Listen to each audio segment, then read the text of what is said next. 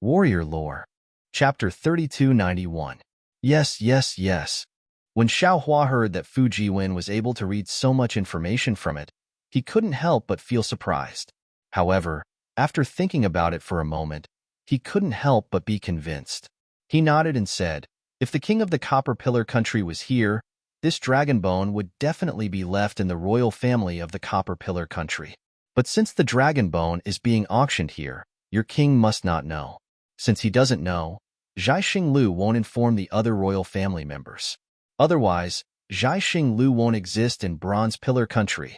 Those who can come can only be the royal family of other countries. But the problem is, since the East Sea Dragon Palace is here, which royal family is not afraid of the East Sea Dragon Palace and dares to compete with them? Hearing this, Xiaohua finally understood Fu Jiwen's real doubts. Xiaohua shrugged and said with a smile, the hidden immortal continent is so big, who knows? Xiaohua stopped talking. Nonsense. Zhai Xinglu organized the bidding for the dragon bone in such a hurry. How could they invite all the royal families of the hidden immortal continent? It must be the royal family of Yuzhou or the vicinity of Yuzhou. Although there were many royal families, Fu Jiwen must know these royal families like the back of his hand with the practice of reading 10,000 books and traveling 1,000 miles. Even he found it strange. There must be a secret behind this matter. There were many secrets in this world, and the answers to these secrets were definitely known by someone. However, as for who that person was, that was another mystery. However, the secret of this matter is obviously not something the cultivators of Bright Moon Palace can know. Just as Fu Jiwen was racking his brains to calculate, the voice of the East Sea Dragon Palace sounded again. Young Master Zhu, this old man wants to buy this item. Then, the voice disappeared again. But seeing Zhu Qing's expression lighten, he shouted again. Okay, we'll do as Senior says. This item belongs to Senior. Saying this, Zhu Qing waved his hand, and the ink brush flew out from his sleeve and rushed to the balcony on the 3rd floor. Hee, how can this old man use Zhai Xinglu's item? A strange sound was heard again. Woo! A gust of wind suddenly came from a balcony on the 3rd floor. Immediately, the golden full moon was elongated. The dragon might that appeared earlier rushed everywhere again. However, this time, it seemed to be a demonstration of the East Sea Dragon Palace. The dragon might disappeared as soon as it appeared. Then, the golden brilliance fell somewhere on the 3rd floor. Inside the Bright Moon Palace, the golden light disappeared, and the ink brush fell from the sky. Zhu Qing flew over and caught the ink brush, but didn't fly back. Instead, she stood there silently. When Yu Linfeng saw this, he hastily flew out from his hiding place. At this moment, he had already regained his smile and naturally cupped his hands towards the surrounding people. Fellow immortals, I've made you wait for a long time. I'm back. There aren't many opportunities left for us to bid. If any fellow immortals are still hesitating, don't say I didn't warn you. If you miss this village, there won't be another shop like this one. If you want to find another good treasure like tonight's auction, I'm afraid it won't be too possible. This guy really knows how to talk. Xiaohua smiled. Yu Linfeng's words covered everyone's awkwardness and his own mistake. He even teased them a few times, which eased the atmosphere by quite a bit. Suddenly, Yu Linfeng slapped his forehead again, as if he had just woken up. He shouted, Io, I'm afraid I was wrong. Everyone has been waiting for this moment, right? Waiting to bid. Flying Imperial equipment, right? As he spoke, Yu Linfeng tapped the folding fan in his hand.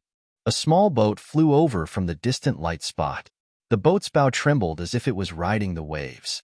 This is an ink boat personally made by a disciple of Hidden Immortal Continent School of Moism. It has the School of Moism's unique symbol. It's the real deal. Yu Linfeng seemed to have grasped the rhythm of the auction. He regained his confidence and introduced it with a smile. School of Moism? Xiaohua heard this from upstairs and asked Fu Jiwen. School of Moism should also be one of the schools of the 100 schools of thought, right? Indeed. Fu Jiwen nodded and said, this school of Moism is very powerful. It's second only to Confucianism. Previously, there was a saying that anyone who wasn't a Confucian was a school of Moism. The founder of School of Moism was Mod. Later on, he was revered as Z or Mozi. This school of thought uses love with impartiality, mutual benefit, as its basis. Impartiality means to see others as oneself. Love with impartiality means to love others as oneself. Love with impartiality can achieve the goal of mutual benefit. Politically, they advocate for virtuousness, unity, and non-aggression. Economically, they advocate for a strong economy and frugality. Ideologically, they advocate for respecting the heavens and ghosts. At the same time, they also advocate for non-life, emphasizing on relying on one's own strength. Love with impartiality, non-aggression, virtuousness, unity, frugality, non-happiness, heavenly will, understanding ghosts, and non-life. This is what all disciples of School of Moism must practice. If it's only like this, then this School of Moism can't be considered powerful. Fu Jiwen said again, School of Moism is unique in 2 points. First, School of Moism has a strict organization. Most of its members come from the lower strata of society. According to legend, all of them are willing to go through fire and tread on knives to inspire themselves. Their disciples who engage in debating are called Mabian. Those who engage in martial arts are called Maxia. Their leaders are called Ju-Zi. Their discipline is strict and clear. According to legend, School of Moism, those who kill will die, those who injure will be punished. Oh, isn't that a ranger? Hearing this, Xiaohua came to a realization. He originally thought that a ranger was something from Confucianism. He didn't expect that it was actually from School of Moism. Yes, a ranger is from School of Moism. Fu Jiwen nodded. However, that's an ancient matter. In today's 100 schools of Confucianism, which youth doesn't want to be a free and unfettered ranger? Which school doesn't have a few rangers whose names will be remembered for hundreds of generations? Then what's the second powerful point? Xiaohua seemed to have thought of something. Is it this flying device? Correct. What fellow Taoist Xiao thinks is correct. Fu Jiwen said with a smile.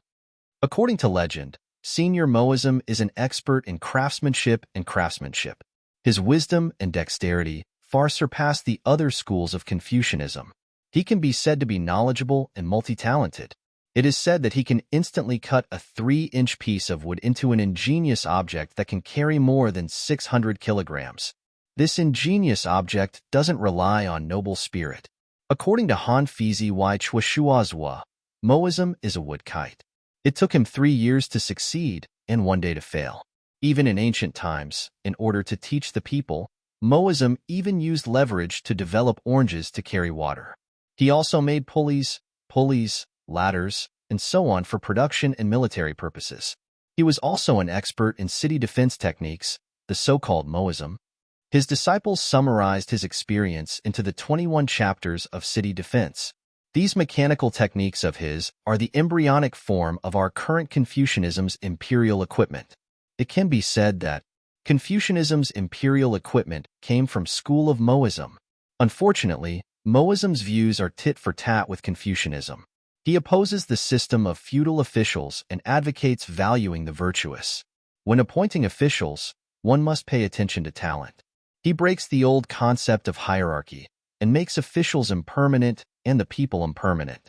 Therefore, in ancient times, Confucianism and School of Moism fought very fiercely. School of Moism was suppressed by Confucianism to the point of choking. Looks like this esoteric debate is also a matter of luck. School of Moism's luck is far inferior to Confucianism's. Xiaohua says with a smile. This Xiao does not understand the essence of School of Moism, but it sounds somewhat similar to my Taoist refiners.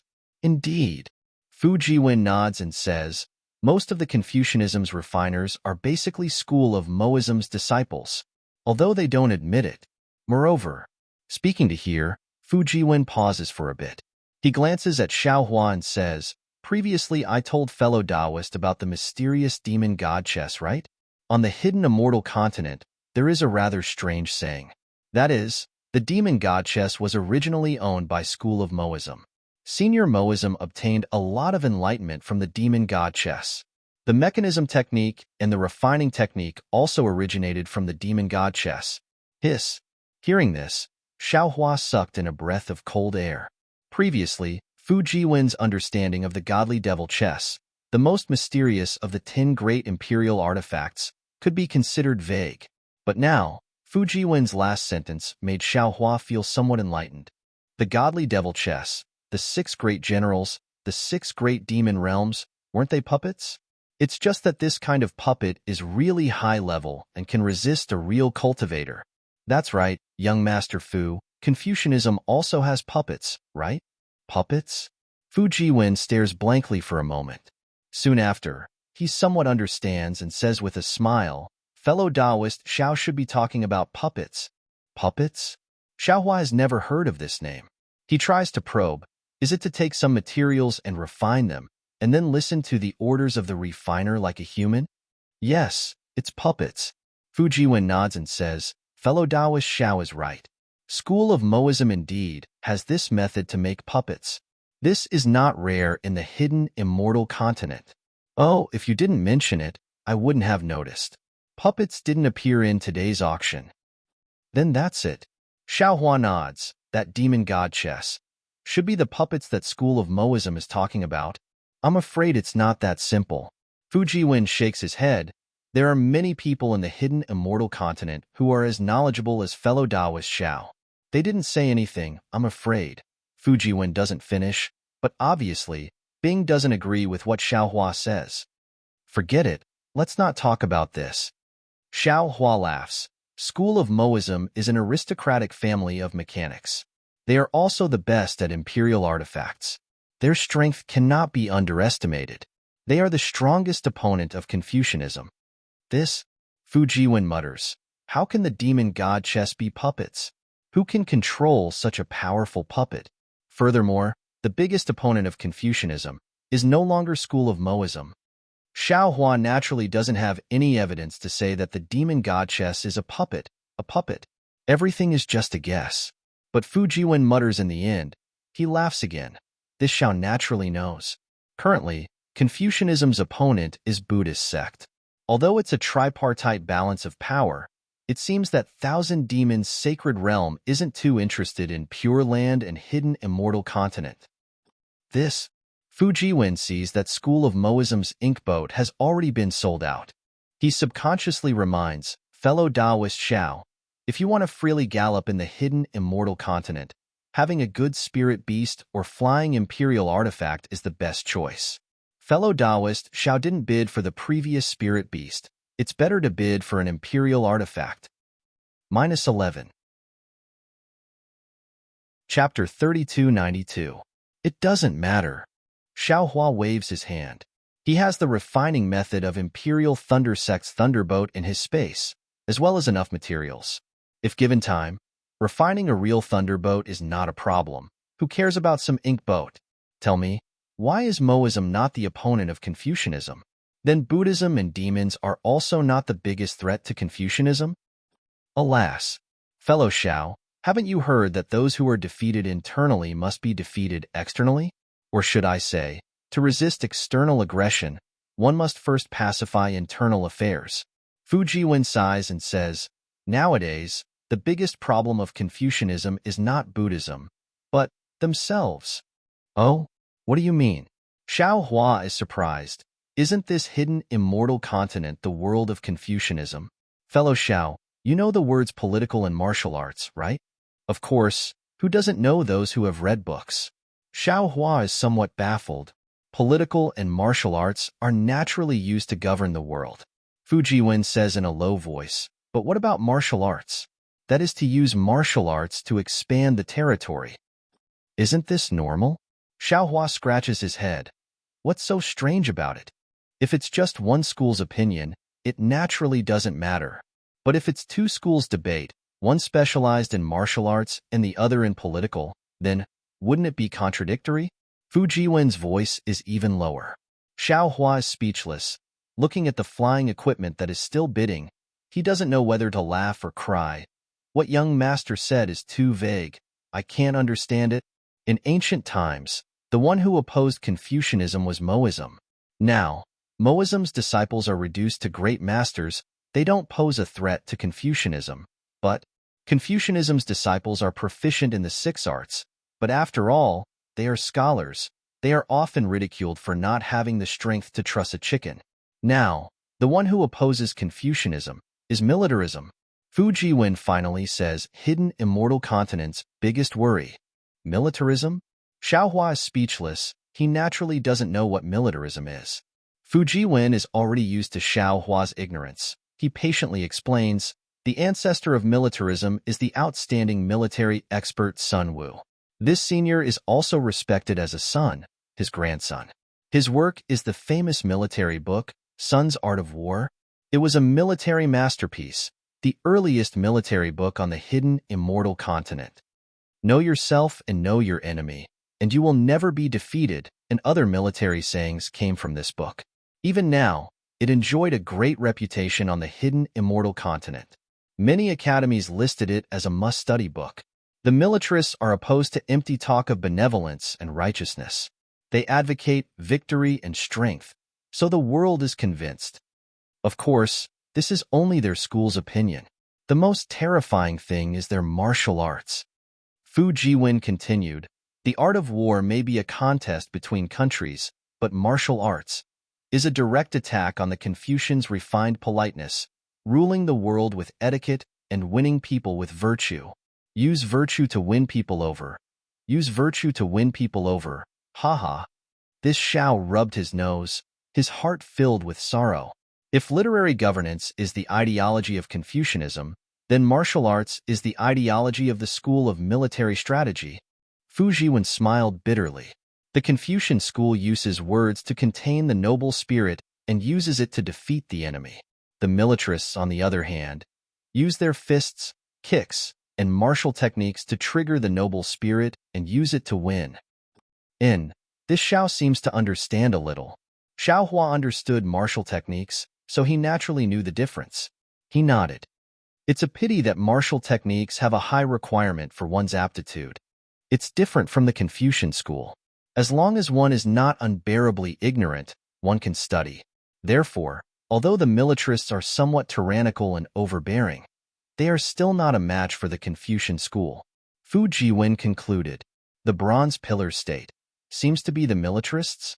Xiaohua suddenly thought of something in his mind. Perhaps it's not that serious. Xiaohua smiled. Don't the legalists also have flying swords? Don't they also use the noble spirit to activate the flying swords? This is no different from using martial techniques to activate the noble spirit. It should be different. Fu Jiwen smiled bitterly. Martial artists are people who strive for strength and courage. It's very contrary to the Confucian school's philosophy of using words and not actions.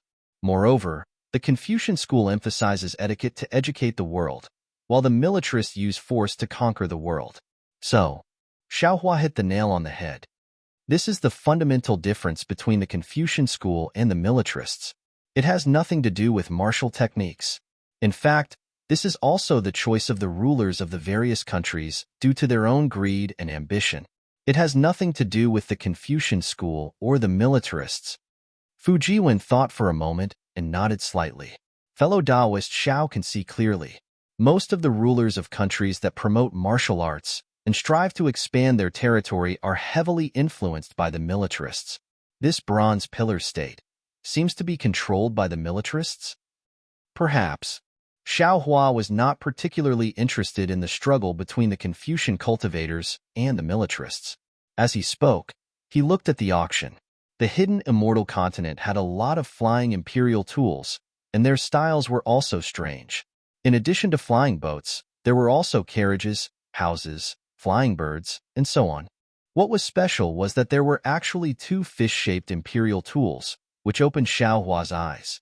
After Yu Linfeng finished bidding for these flying imperial tools one by one, he looked at the two balls of light above the hidden immortal continent and above the thousand demons' sacred realm. He took a deep breath and said, "Fellow Taoists, the tense moment has finally arrived. There are still two things that have not been shown to fellow Taoists in this auction. Aside from the treasure of the thousand demons' sacred realm, these are the two most precious things. Similarly, these two things can only be bid for by the VIPs on the balcony. Fellow Taoists below the balcony, due to the lack of primeval stones that my Zhai Xinglu has, we cannot bid. Please forgive us, fellow Taoists, this time. When everyone heard Yu Linfeng's words, no one dared to be noisy. The last two treasures were on par with the dragon bones. They were absolutely priceless treasures. When the dragon bones appeared, everyone had suffered a lot. Now, they naturally knew that this treasure wasn't something they could get their hands on. The only thing they could do was look at it and enjoy it. Fellow Taoist Yu, this auction is really long. Hurry up and explain the treasures that are about to be auctioned. A voice urgently said, although we don't have enough primeval stones to bid, it's good to be able to broaden our horizons. Okay. Yu Linfeng raised his hand and pointed his fan. The light above the hidden immortal continent slowly flew over. However, under everyone's expectant gazes, it only flew halfway before stopping. Yu Linfeng continued, fellow Taoists, have you heard of the Scarlet Emperor's war chariot? Yu Linfeng's words were truly shocking. Everyone was stunned after hearing this. The cultivator who asked the question almost stuttered, Fellow Taoist Yu, are you sure you're not mistaken? This Scarlet Emperor, is it one of the 5 ancient heavenly emperors? The one that killed the 1,000 demon sacred realms Kuan Pong and fought against immortal Emperor Go Chan for 1,000 years? Yu Linfeng, this is the Scarlet Emperor's war chariot that he used to command thousands of generals and defeat immortal Emperor Go Chen? Another person hastily shouted. It seemed that this Scarlet Emperor and Scarlet Emperor's war chariot were something that everyone on the hidden immortal continent knew about. Fellow Taoists, Yu Linfeng hastily smiled and said, don't worry, didn't I already say before? Our Zhaixing Lu's auction won't have anything too rare. You don't mean what you say, fellow Taoist Yu. That dragon bone just now. Isn't it rare? Before Yu Linfeng could finish, someone interrupted him. Yu Linfeng wasn't angry and smiled. There are exceptions to everything, right? The dragon bone just now was personally bid by my lord, and this item was bid by me. Do you think this is the Scarlet Emperor's war chariot? Ha ha ha. Someone on the 3rd floor laughed. If it really is the Scarlet Emperor's war chariot, then I'm afraid we don't have the qualifications to be VIPs here. Fellow Taoist Yu, hurry up and reveal it. Yes, senior. Yu Linfeng heard this and hastily bowed. He pointed the fan in his hand, and the light that stopped in the air flew over again. As it flew closer, a silhouette of several feet in size appeared. Before anyone could see it clearly, there was a loud bang, and a crimson flame rushed out from the brilliance. A feeling of being burned by fire involuntarily arose in everyone's hearts. Moreover, the fiery red light was very glaring. Everyone's eyes were once again blinded by the glare. However, even with their eyes closed, the simple and unadorned yet ferocious battlefield was still reflected in everyone's eyes. Good heavens! This war chariot is really powerful. Xiao Hua narrowed his eyes and felt the hot aura of the battlefield. He couldn't help but whisper, the material used to make this war chariot is very special. It can emit fire-type spiritual energy. The cultivator who drives this war chariot can use this war chariot to display power that is even more powerful than a magic treasure. Moreover, this war chariot itself contains a baleful aura, full of blood and resentment. Even if it isn't the real Scarlet Emperor's war chariot, it must have gone through thousands of battles, and tens of thousands of people must have died under this war chariot. If one sits on this war chariot and flies, not to mention its awe-inspiring, even some cowardly cultivators would have to hide far away. If one were to fight with others, it would make them tremble in fear, and they wouldn't be able to display even 70% of their cultivation. Shua. Yu Linfeng, whose face was also illuminated by the scarlet flame, took out a palm-sized jade bottle from his bosom. With a wave of his hand, the jade bottle emitted a misty light. It was like a layer of gauze that completely covered the war chariot, and the scarlet flame was contained within the gauze. Fellow immortals. Yu Linfeng clapped his hands and laughed. This is a replica of the Scarlet Emperor's war chariot. It's called the Scarlet Flame War Chariot.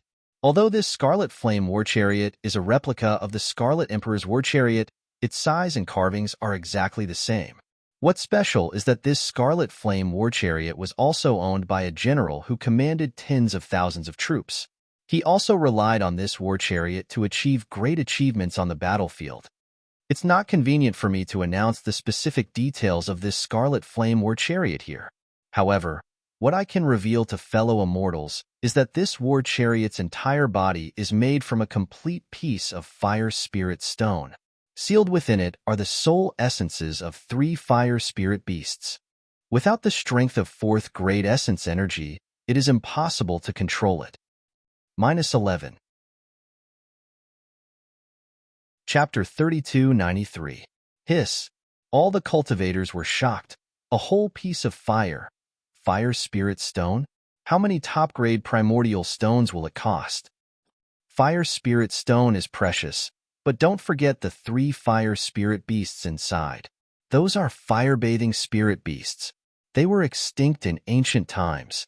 Xiaohua didn't care about the material of the Scarlet Flame War Chariot, but after hearing about the fire spirit stone, he hurriedly scanned it with his divine sense and couldn't help but groan. Oh my god, this is a fire essence flame crystal. Such a big piece of fire essence flame crystal is actually made into a war chariot, and there are 3 spirit beast souls inside. If it's a real Scarlet Emperor war chariot, what will it look like? Of course, Xiaohua also understood that the Scarlet Emperor war chariot must look like this Scarlet Flame war chariot, but he just couldn't imagine that there was a material more precious than the fire essence flame crystal. This was what they meant by there was no best, only better. Not bad. This war chariot is excellent. I like it very much. Little friend you, how much is this war chariot? A faint voice came from the room of the East Sea Dragon Palace. Senior, the starting price of this war chariot is 50,000 top-grade primordial stones. Yu Linfeng hurriedly said respectfully, every increment is 1,000 top-grade primordial stones. Okay, I bid 50,000 top-grade primordial stones. The person from the East Sea Dragon Palace opened the bidding without hesitation. Your East Sea Dragon Palace is in the East Sea. The water element primordial chi is rich. What use can the Scarlet Flame War Chariot be in the East Sea? A woman's voice said faintly, I bid 60,000 top-grade primordial stones. Sister already has so many ceremonial guards. Why do you still need this war chariot? This little sister just so happens to be lacking a carriage, so this item can be given to this little sister. Another delicate girl spoke up. This little sister bids 61,000. I bid 65,000. Xiaohua didn't show any weakness. This was a big piece of fire essence flame crystal. The price of 60,000 top-grade primordial stones was definitely not high. Moreover, Xiaohua really liked this war chariot and wanted to use it as a means of transportation. 67,000. An old man at the side immediately said. On the contrary, young Master Duanmu, whom Xiaohua was worried about, did not bid. However, Xiaohua understood after thinking for a bit. Young Master Duanmu had the dragon horse and the golden carriage. Naturally, he did not need this Scarlet Flame War Chariot. There were many VIPs who had taken a liking to the Scarlet Flame War Chariot. In just a few moments, the price had been raised to 100,000. However, it was clear that this price was far from the limit. The people on the 3rd floor leisurely increased the price bit by bit. Meanwhile, the people downstairs were already dumbfounded. Previously, the bidding for the dragon bone was done through voice transmission, so they did not hear it. But now, the number of top-grade primordial stones that had not been decided had far exceeded their expectations. For a time, all kinds of envious and jealous gazes fell on the blurry balcony on the 3rd floor. Apart from the East Sea Dragon Palace, who were the other clans? Everyone was whispering and guessing. Naturally, Xiaohua's identity had also become a mystery. Everyone was guessing who the person who had previously competed with young Master Duanmu was, and who had now suddenly bid for the Scarlet Flame War Chariot was. In the crowd, there was a stardust figure whose gender could not be determined, and whose height could not be determined. He did not talk to anyone, and only coldly raised his head. He narrowed his eyes and looked at the illusory balcony. He seemed to be carefully observing, and also seemed to be carefully distinguishing the cultivator who was competing with him for the cultivation method. As the number of primordial stones increased, the number of people bidding also decreased. In the end, only Xiaohua and 2 girls were bidding. After Xiaohua called out a number, the entire auction house was silent. The two girls stopped, as if they had retreated. Yu Linfeng's face was flushed red as he said loudly, "If the two seniors do not increase the price, this scarlet flame war chariot will be this senior's." Then, Yu Linfeng said to Xiaohua, "Senior, you should know that this war chariot is really rare. If Senior wants to take this war chariot, you must first complete the transaction of primordial stones." "Well said." Xiaohua faintly smiled and was about to call Xiaoyi in. But at this time, a slightly weak voice spoke. "Fellow immortal Yu, please wait a moment." "Oh?" Yu Linfeng raised his eyebrows. "Senior wants to bid?" "Hee." Following the girl's chuckle, a light smoke like fog appeared from the windowsill. In a moment, the three-story balcony was covered. The people downstairs were immediately separated from the third floor. The fog blocked everyone's vision and divine sense. In front of Xiaohua's eyes, the source of the voice came from. As the fog gushed out, a window was slowly pushed open. The face of a girl in her 20s appeared in front of the window. This woman's skin was as white as snow, and her eyes were as bright as stars. Her two faint eyebrows were black without drawing, and her small cherry lips carried a graceful smile. Coupled with her light red palace dress, she could make 100 flowers blush to death. Looking at her fairy-like features, Xiaohua was momentarily dazed. Her beauty was completely different from Xue Xue and Fairy Hongxia. Other than her innate beauty, it was more of an aura and charm that she had nurtured. "Fellow immortal." The girl opened her mouth. Her voice was still somewhat weak, and her brows were slightly furrowed. This caused Xiaohua's heart to ache.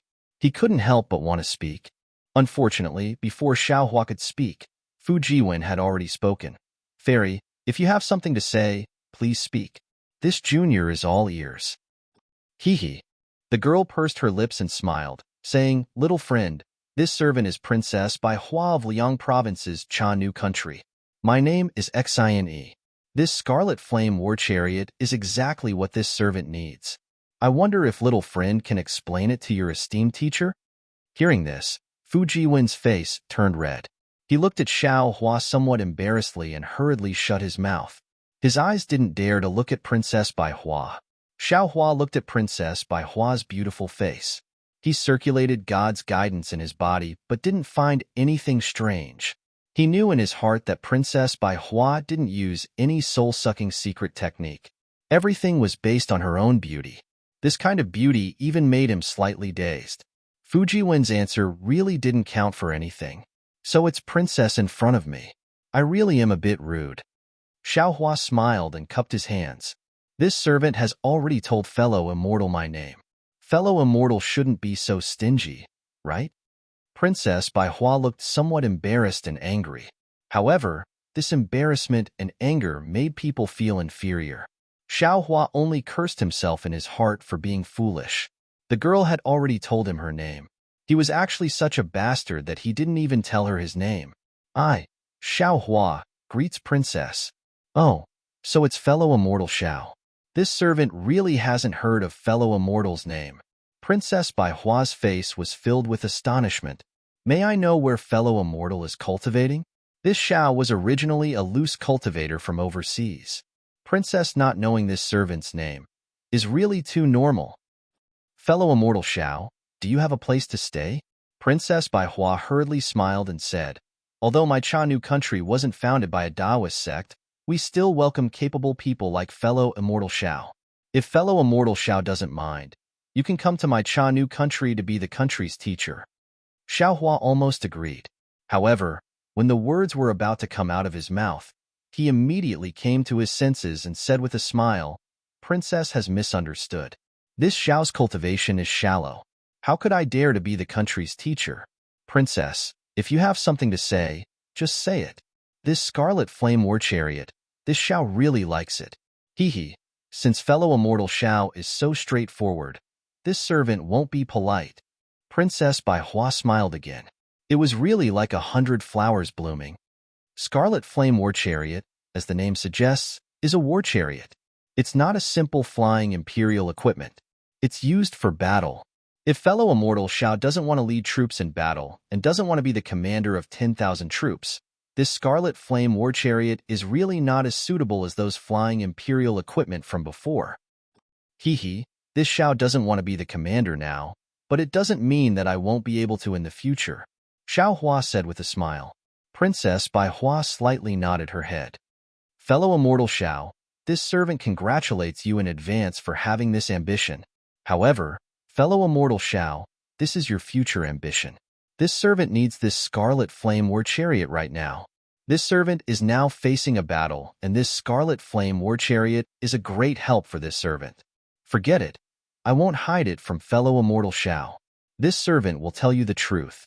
My Cha Nu country has always had a princess take over the throne. Like this servant, there are 2 other princesses who are qualified to take over the throne. The country wants to choose one of the 3 of us to take over the Cha Nu country. Naturally, there are methods to choose. One of them is to be the commander and fight. With this Scarlet Flame war chariot, this servant will be like a tiger that has grown wings, increasing my chances of success by 10%. Speaking to this point, Princess Bai Hua slightly hesitated. She looked to the side and said, Murong family's big sister originally also liked this war chariot and wanted to use it as her ride. However, after hearing this servant's difficulties, she already gave this war chariot to this servant. Sigh. A voice of hidden bitterness sounded like the cry of a group of kingfishers. That so-called Murong family's big sister opened her mouth and said, Your Highness Princess, you can just say what you want. Why do you have to drag this servant into the water? Hee, this servant only pulled on Murong family's banner. That's all. Elder sister doesn't need to mind. Princess Bai Hua laughed. Even Xiao Hua had the heart to reprimand her, let alone Murong family's elder sister. Forget it, Xiao Hua thought for a moment and said, Although this war chariot is not bad, this Xiao has the heart to take it. However, since Princess has a more important matter, this Xiao can give it to you. This servant knew that fellow immortal Xiao would give this servant face. Princess Bai Hua was overjoyed, and this servant will also remember fellow immortal's favor. In my Cha Nu country's treasury, there are some Taoist magic treasures, as well as some cultivation methods and secret techniques. However, this servant does not have them with me. If possible, when you have free time, fellow immortal can come to my Cha Nu country. This servant will return this favor to fellow immortal. Good. Xiao Hua clapped his hands and said, As you wish. Good. Princess Bai Hua faintly smiled and stretched out her hand. Her fingers that were whiter than white jade waved. A white flower flew through the pink mist and landed in front of Xiao Hua. Princess Bai Hua's voice sounded in Xiao Hua's ear. This is this servant's token. Fellow immortal can use this thing to report in front of this servant's palace door. -11. Chapter 3294. Thank you, Your Highness. Xiao Hua looked at the flower that was like an ice sculpture. He reached out his hand and caught it. He put it in front of his nose and sniffed it. He said, If possible, this Xiao hopes that the palace door is the palace of the Queen of Cha Nu country. Ha ha ha ha, as you wish. When the time comes, this princess will hold a banquet for you in the palace. Princess Bai Hua laughed a few times. Her long sleeves fluttered, and the pink fog slowly disappeared, revealing the auction field. Seeing that the fog had dissipated, Yu Linfeng cautiously asked, I wonder which senior withdrew? This old man has limited primeval stones. This old man withdraws. Xiao Hua said indifferently. Boom. The entire auction field exploded again. Many people didn't expect that the aggressive Xiao Hua would actually withdraw in the end. Good, if so, this Scarlet Flame war chariot will be this senior's. Yu Linfeng didn't hesitate and said, Senior, please hand over the primeval stones to Xiao Yi. This one will send the war chariot to Senior's window. TSK. So this is Princess Bai Hua of Cha Nu country. Xiao Hua indifferently looked at the Scarlet Flame war chariot flying toward Princess Bai Hua. Fu Jiwen at the side exclaimed, This one has long heard that Cha Nu country has many beauties. The queen and the princess are peerless beauties. Now that I see them, they are really rare in the world. The queen of Cha Nu country is a woman? Those who compete for the throne are also princesses? What about those princes? What about the queen's husband? Xiao Hua was somewhat baffled. Fu Jiwen smiled and said, Fellow Xiao may not know. This Chanu country is full of women. There are no men. Even the women of Chanu country give birth to girls. I don't see half a boy. Ah? Then how do they get pregnant? Xiaohua was a bit flabbergasted. Fu Jiwen shrugged his shoulders and shook his head in a strange manner. Every year, there is a Tilian festival in the Chanu country. It lasts for 7 days. Any young man in the hidden immortal continent can come to the Chanu country. If any man is fancied by a woman of the Chanu country, that fellow Taoist Xiao, you know? Damn, this is really strange. Xiaohua was flabbergasted when he heard this. He unconsciously looked at the plain flower in his hand, and a thoughtful expression appeared in his eyes. At this moment, a cold voice drifted into his ears like gossamer. The flowers are good, and the color is beautiful. However, if they all carry the poison of snakes and scorpions, I'm afraid they will all take one's life. Oh. Xiaohua wasn't familiar with that voice, but he could tell that it was the voice of the woman from the Murong family who had just spoken. Xiaohua was slightly stunned. After thinking for a moment, he cupped his hands and transmitted his voice. Fellow immortal, if you have anything to say, you can say it. Unfortunately, Xiaohua's voice was like a clay ox entering the sea. The woman from the Murong family simply ignored him. What does this person mean? Is it a warning? Xiaohua thought to himself, but this Xiao doesn't know her at all. Moreover, she seemed to be very familiar with Princess Baihua of the Chanu country. There's no need for her to speak ill of Princess Baihua behind her back for this Xiao, right? Forget it, I'm afraid. This person has other intentions. Xiaohua really didn't understand the woman's thoughts. Looking at the source of the voice, he waved his hand and stored the white flower into his space. Pitiful Xiaohua, although he was already so old, had dual cultivation with her, and had even been tormented by Fairy Hong Xia's jealousy. In the end, he still didn't understand women. This warning had nothing to do with whether Xiaohua and the woman from the Murong family knew each other. It had nothing to do with whether the woman from the Murong family had feelings for Xiaohua. It also had nothing to do with the relationship between the woman from the Murong family and Princess Baihua. It was only related to the natural rejection between the two beautiful women. As Xiaohua pondered for a moment, the scarlet flame war chariot had already disappeared from the auction hall. Clearly, Princess Baihua had already paid the primeval stones. The entire auction hall returned to a deathly silence. At the same time, the scarlet flame war chariot's brilliance disappeared. Everyone's gaze was fixed on the outline of the 3 continents, on the last ball of brilliance that landed on the 1,000 Demons' sacred realm. From the previous arrangement of Zhai Xinglu, this last precious item should be related to the 1,000 Demons' sacred realm. It could be a demonic beast, or something obtained from the 1,000 Demons' sacred realm. But what was this thing?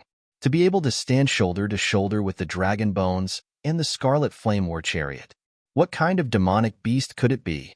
Of course, in the 1,000 Demons' sacred realm, there were countless demonic beasts that could stand shoulder to shoulder with the dragon bones and the scarlet flame war chariot. However, there weren't many demonic beasts that could bring the Zhai Xinglu of the hidden immortal continent to bid.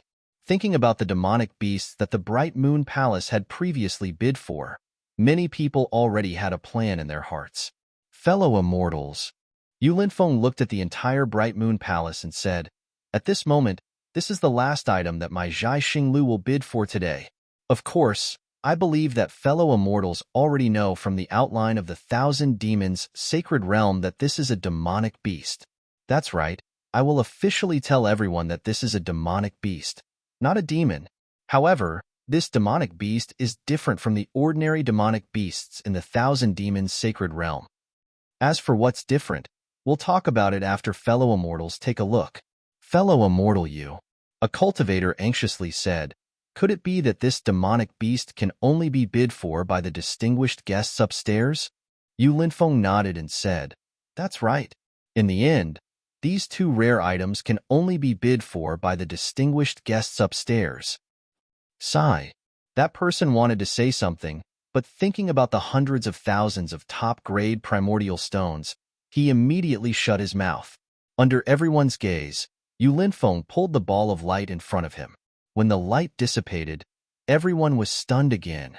This was because in the air, a crystal that was several feet in size appeared out of thin air. Inside the crystal, there was a white horse that was 3 feet in size. Aside from its snow-white body, there was nothing special about this white horse. Although its white mane that looked like it was fluttering in the wind was extremely vivid inside the crystal, it was just a little lifelike. No one could see what was special about this thing. Fellow immortal you're not mistaken, right? Someone anxiously said downstairs, "Isn't this just an ordinary white horse? What's so strange about it?" That's right. If it was a white dragon horse, there would be dragon patterns in its eyes and a faint golden light around its body. But this white horse's eyes are pure, and there's not a trace of golden light around its body. It doesn't have the bloodline of a dragon. That's not right. That's not right. Look at the white horse's forehead.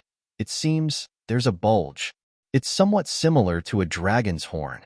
That's right. That's right. Around the auction hall, the people downstairs were making guesses one after another. On the contrary, the VIP guests on the 3rd floor who were qualified to bid were now silent.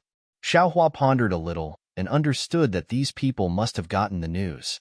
At the very least, they must have come to Zhaixing Lu to find out what kind of demonic beast this last item was from Zhuqing.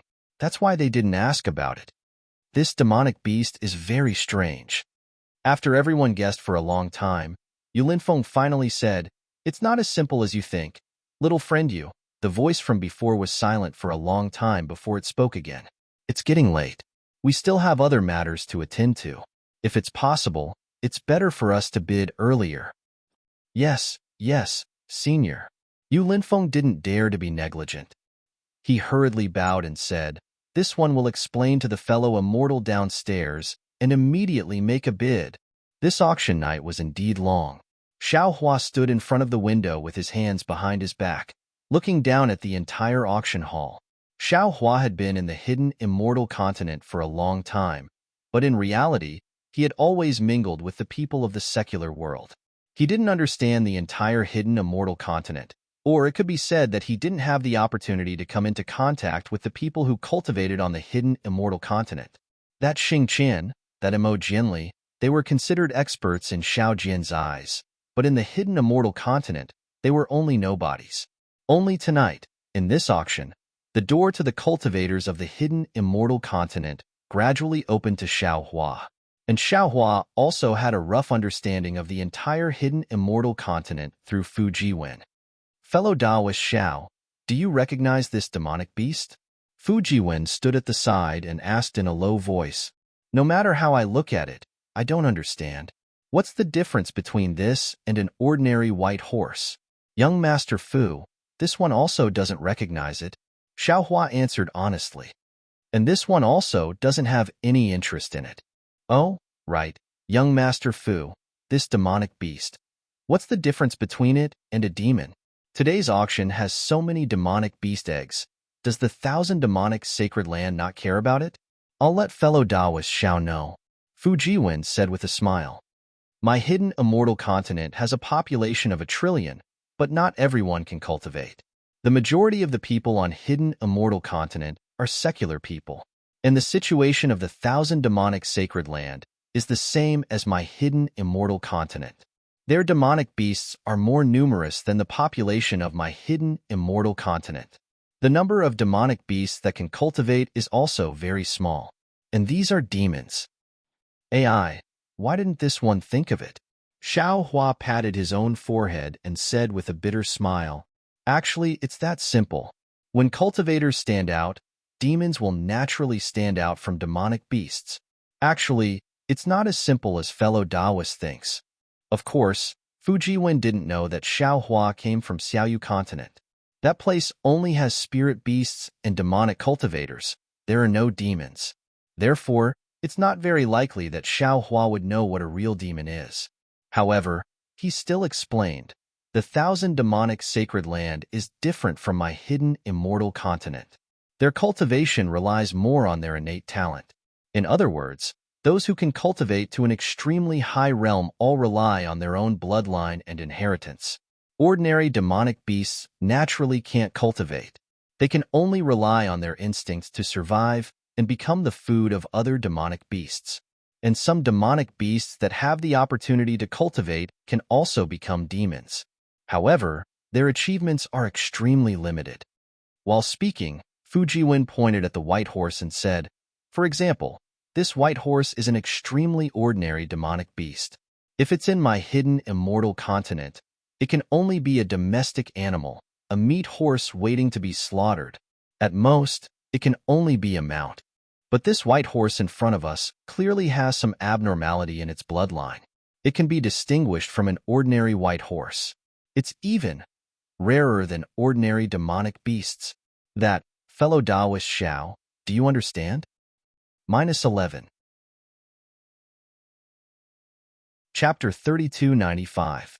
Although Xiaohua is Star-Picking Tower's VIP, in Fujiwin's eyes, the primeval stones in Xiaohua's bag are far more important than Xiaohua's cultivation.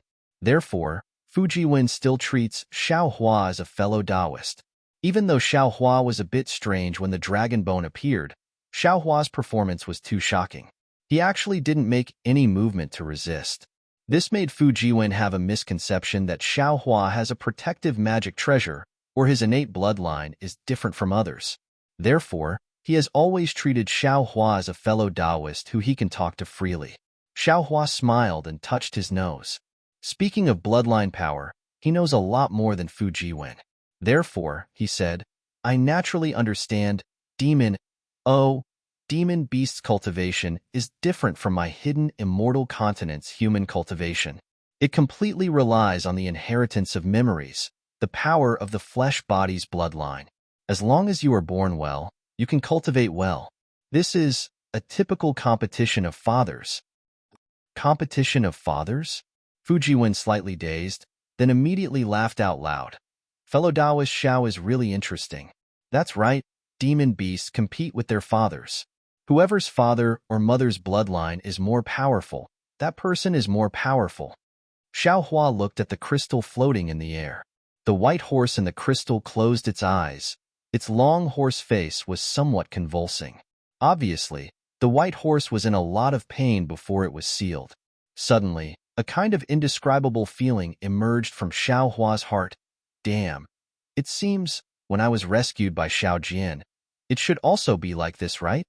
At this moment, Fujiwin pointed at the white horse and said, "As fellow Taoist Xiao said, this white horse's bidding is placed at the end of the auction.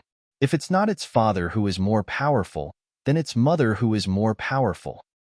Then who are its parents?" Xiaohua and Fujiwin very naturally had this question in their hearts. Not giving them much time to think, Yu Linfeng carefully put away his folding fan. The smile on his face disappeared, and he cupped his hands. "Seniors, fellow Taoists, this horse is called Heavenly Horse." "What? Heavenly Horse?" Just as Yu Linfeng's words fell, an impatient cultivator immediately said, "Is this the Heavenly Horse of the Immortal Palace? How could the Heavenly Horse of the Immortal Palace be banished to my hidden immortal continent?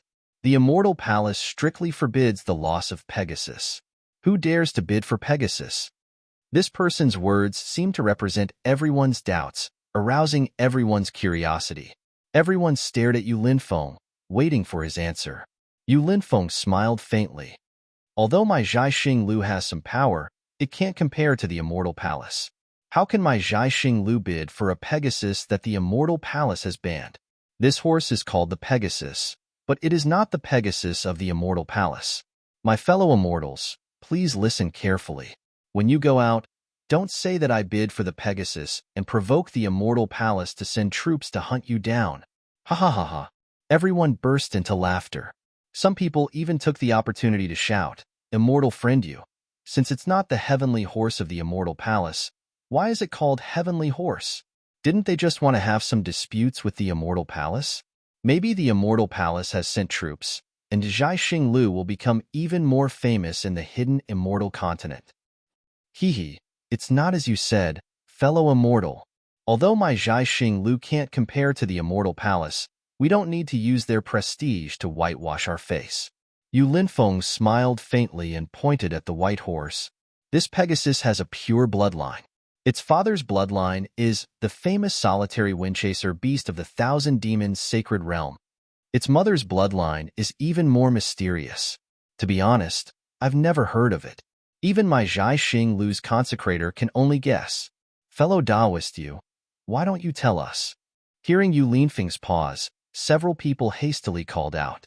Ahem. A slightly dignified voice sounded from the third floor. Little friend Yu, hurry up and bid. What's the use of saying all this? Yu Linfeng was stunned. Just as he was about to speak, he suddenly shut his mouth, as if someone had transmitted a message. After a moment, he said again, as for the Pegasus Mother's tribe, my Zhai Xing Lu is not particularly clear. We only know that this mother's tribe may not be within the 3 continents.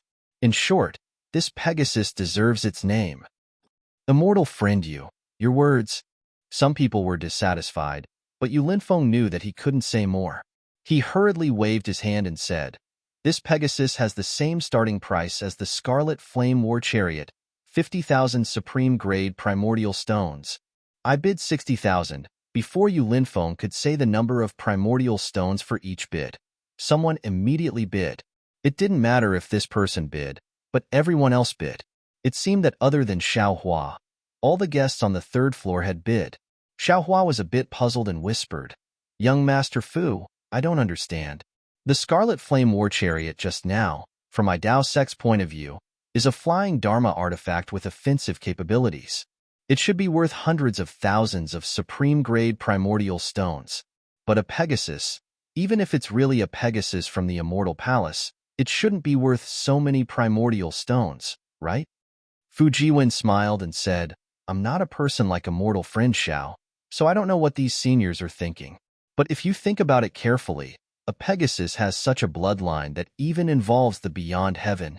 If you get a Pegasus, you might be able to obtain information about the beyond heaven, which might be beneficial for your ascension. Moreover, a real Pegasus is the exclusive property of the Immortal Palace. It's something that you can't get no matter how many primordial stones you have. Now, this Pegasus doesn't seem to be inferior to the Pegasus from the Immortal Palace. If you use it as a mount, wouldn't it be even more imposing than the Scarlet Flame War Chariot? If Immortal Friend Xiao has extra primordial stones, you might as well take it out to bid. This thing, TSK, where do you go with it? People will know it's you before you even show up. You'll have a lot of face. Of course, if Immortal Friend Xiao rides it, you have to be careful not to be targeted by others. Ha ha ha, Xiaohua finally understood that Fu Jiwen was treating him as a country bumpkin who hadn't seen the world. Moreover, he said it so obviously, he was treating him as someone close to him. He couldn't help but laugh. I do have some primordial stones, but I'm used to flying. Who would ride a horse? At the very least, I'll get a phoenix to ride. Ride a phoenix? TSK. Immortal Friend Zhao's tone is really big. When you ride it one day, let me broaden my horizons. Fu Jiwen curled his lips and smiled. He was very disdainful. Damn it, I have really ridden a phoenix before. Moreover, I've changed many positions. Xiaohua was secretly proud. 200,000 top-grade primordial stones. This voice seemed to belong to young Master Duanmu. However, when he thought about how he haggled over 3 top-grade primordial stones, Xiaohua really doubted whether he had 200,000 top-grade primordial stones. Sure enough, that leaky voice laughed coldly. Kid from the Duanmu family, Windiamo, cut off your tongue. 200,000 top-grade primordial stones. Can you take it out now? Immortal friend, whether I have 200,000 primordial stones or not is my business. Whether I bid or not is your business. There's no reason for you to doubt my primordial stones. Why don't you bid 1 top-grade primordial stone? Little brat, I bid 210,000 top-grade primordial stones. Hee, fellow immortal friends, I have just received everyone's support and obtained the Scarlet Flame War Chariot. I will not participate in this heavenly horse. Princess Baihua's somewhat weak voice sounded again. It was very clear to everyone who heard it. Duanmu Qing, the girl from the Morong family, opened her mouth and called out young Master Duanmu's name without any trace of politeness. You already have the Golden Chariot and Dragon Horse. Why are you bidding for the Heavenly Horse? Miss Morong, aren't you slapping this little brother's face? Duanmu Qing clearly did not dare to call out the name of the girl from the Morong family. She said with some hidden bitterness, I haven't been able to find a suitable flying beast for my golden chariot. That dragon horse was only temporarily borrowed from someone else. This heavenly horse is my main purpose today, and you already have a flying rock on your lily chariot. What's the use of this white horse? I like it. Miss Morong chuckled and said, furthermore, I have always wanted to ride the heavenly horse to every corner of the hidden immortal continent. I can't get the heavenly horse from the immortal palace. Isn't this heavenly horse what I want? What do you little brats know? I want this heavenly horse. 250,000 top-grade primordial stones. The voice that was the first to bid spoke again. Marshal Ao, I know that you are representing the Eastern Sea Dragon Palace today. If you let me have this item, I will owe the Eastern Sea Dragon Palace a favor. You. Who are you? The voice from the Eastern Sea Dragon Palace that had always been as steady as a mountain was now somewhat surprised. You didn't even say your name. How can I agree? All right, in that case, little brother Zhu, I will offend you. That voice raised his voice, and then a violent yellow wind was born from that place. It was like thousands of flying swords streaking across the sky, splitting the entire night sky. Seeing that the night sky illusion of the Bright Moon Palace was about to be destroyed, Zhu Qing's voice sounded faintly. Alas, seniors, you are making things difficult for me. Soon after, a shooting star was seen emerging from a corner, flying against the yellow wind. Sizzle. The violent sound of water falling into a pot of oil was heard. The yellow wind gradually stopped, but the entire night sky was boiling. All of the night sky was shaved off, revealing several white jade carved towers. Now that the origin array on the third floor has been removed, if seniors want to bid face-to-face, you can go to the pavilions. As Zhu Qing spoke, his figure appeared in front of the crystal of the heavenly horse. Faint ripples appeared under his feet, clearly separating the people on the third floor from the people who had fallen down. Who are you, fellow immortal? Now that you can show your true appearance, I really want to know. Who dares to order my Eastern Sea Dragon Palace around? A humanoid man with a dragon head and a golden crown on his head and golden armor on his body appeared on a pavilion. He looked at the opposite side and said faintly. This man was more than 10 feet tall. On the ferocious dragon head, his arrogant eyebrows were thick and black. A pair of eyes that were half a size larger than an ordinary person's flashed with a trace of fierceness. Obviously, this was Marshal Ao of the Eastern Sea Dragon Palace. -11. Chapter 3296. Hee, the leaky voice finally came from a building. A short and thin old man dressed in an earthen yellow robe walked out of the light. I'm Archean Ian Ridge's Jifeng. People call me Old Demon Jifeng. Old Demon Jifeng? Ao Shui frowned and sized up the old man. The old man's head was very small. His eyes were wrinkled and shiny. Beside his slightly protruding mouth, there were 2 long and hard beards. If he was not wrong, he should be a rat spirit. If the Eastern Sea Patrol has not heard of my name, I have nothing to say. After all, I am only slightly famous in the Thousand Demons Sacred Realm. Old Demon Jifeng was not surprised by Ao Shui's sizing up. He smiled and said, after all, in this star-picking tower, one has to rely on primeval stones to speak. Hee, since Jifeng knows that you are not famous, why should my Eastern Sea Dragon Palace give in? Ao Shui said coldly, one has to rely on strength to speak. Strength? Hee. Old Demon Jifeng smiled. If strength is useful, why do we need primeval stones? Junior will raise the price by 251,000 supreme-grade primeval stones. Do the 2 seniors want to raise the price? On the balcony far away, Duanmu Qing's figure appeared. She cupped her hands at the 2 and said respectfully, little brat, Old Demon Jifeng could not help but scold. Can't you see that I am negotiating with the Eastern Sea Patrol? What does it have to do with you? You are really holding down the gourd and raising the ladle. Duanmu Qing was very unhappy. She said coldly, Senior, if you are talking to me and calling me that, I won't dare to argue with you. After all, you are old. Even if you don't respect me, I can't do anything about it. But now that we are bidding, I am representing my Duanmu family. If you call me a little brat, aren't you scolding my entire Duanmu family? Humph. Old Demon Jifeng was slightly stunned. Clearly, he did not expect Duanmu Qing to refute. He snorted and said, "Do you think that you can represent the Duanmu family because you are just a little girl from the Morong family? Even if I kill you, Duanmu Tianji will not blame me." Old Demon Jifeng, the young mistress of the Morong family, rebuked, "Are you joking with me? He is the only one from the Duanmu family here, and he can represent the Duanmu family on that day. Since I'm the only one in the Thousand Demons Sacred Realm, does that mean I can represent the Thousand Demons Sacred Realm?" Old Monster Jifeng looked at Duanmu Qing with disdain and said, "This heavenly horse is something this old man must obtain. Its bloodline is very beneficial to this old man's cultivation. You are not my opponent. I will deal with you after I discuss with the East Sea Dragon Palace." Old Monster Jifeng, the East Sea Dragon Palace, is also very interested in the bloodline of the Pegasus.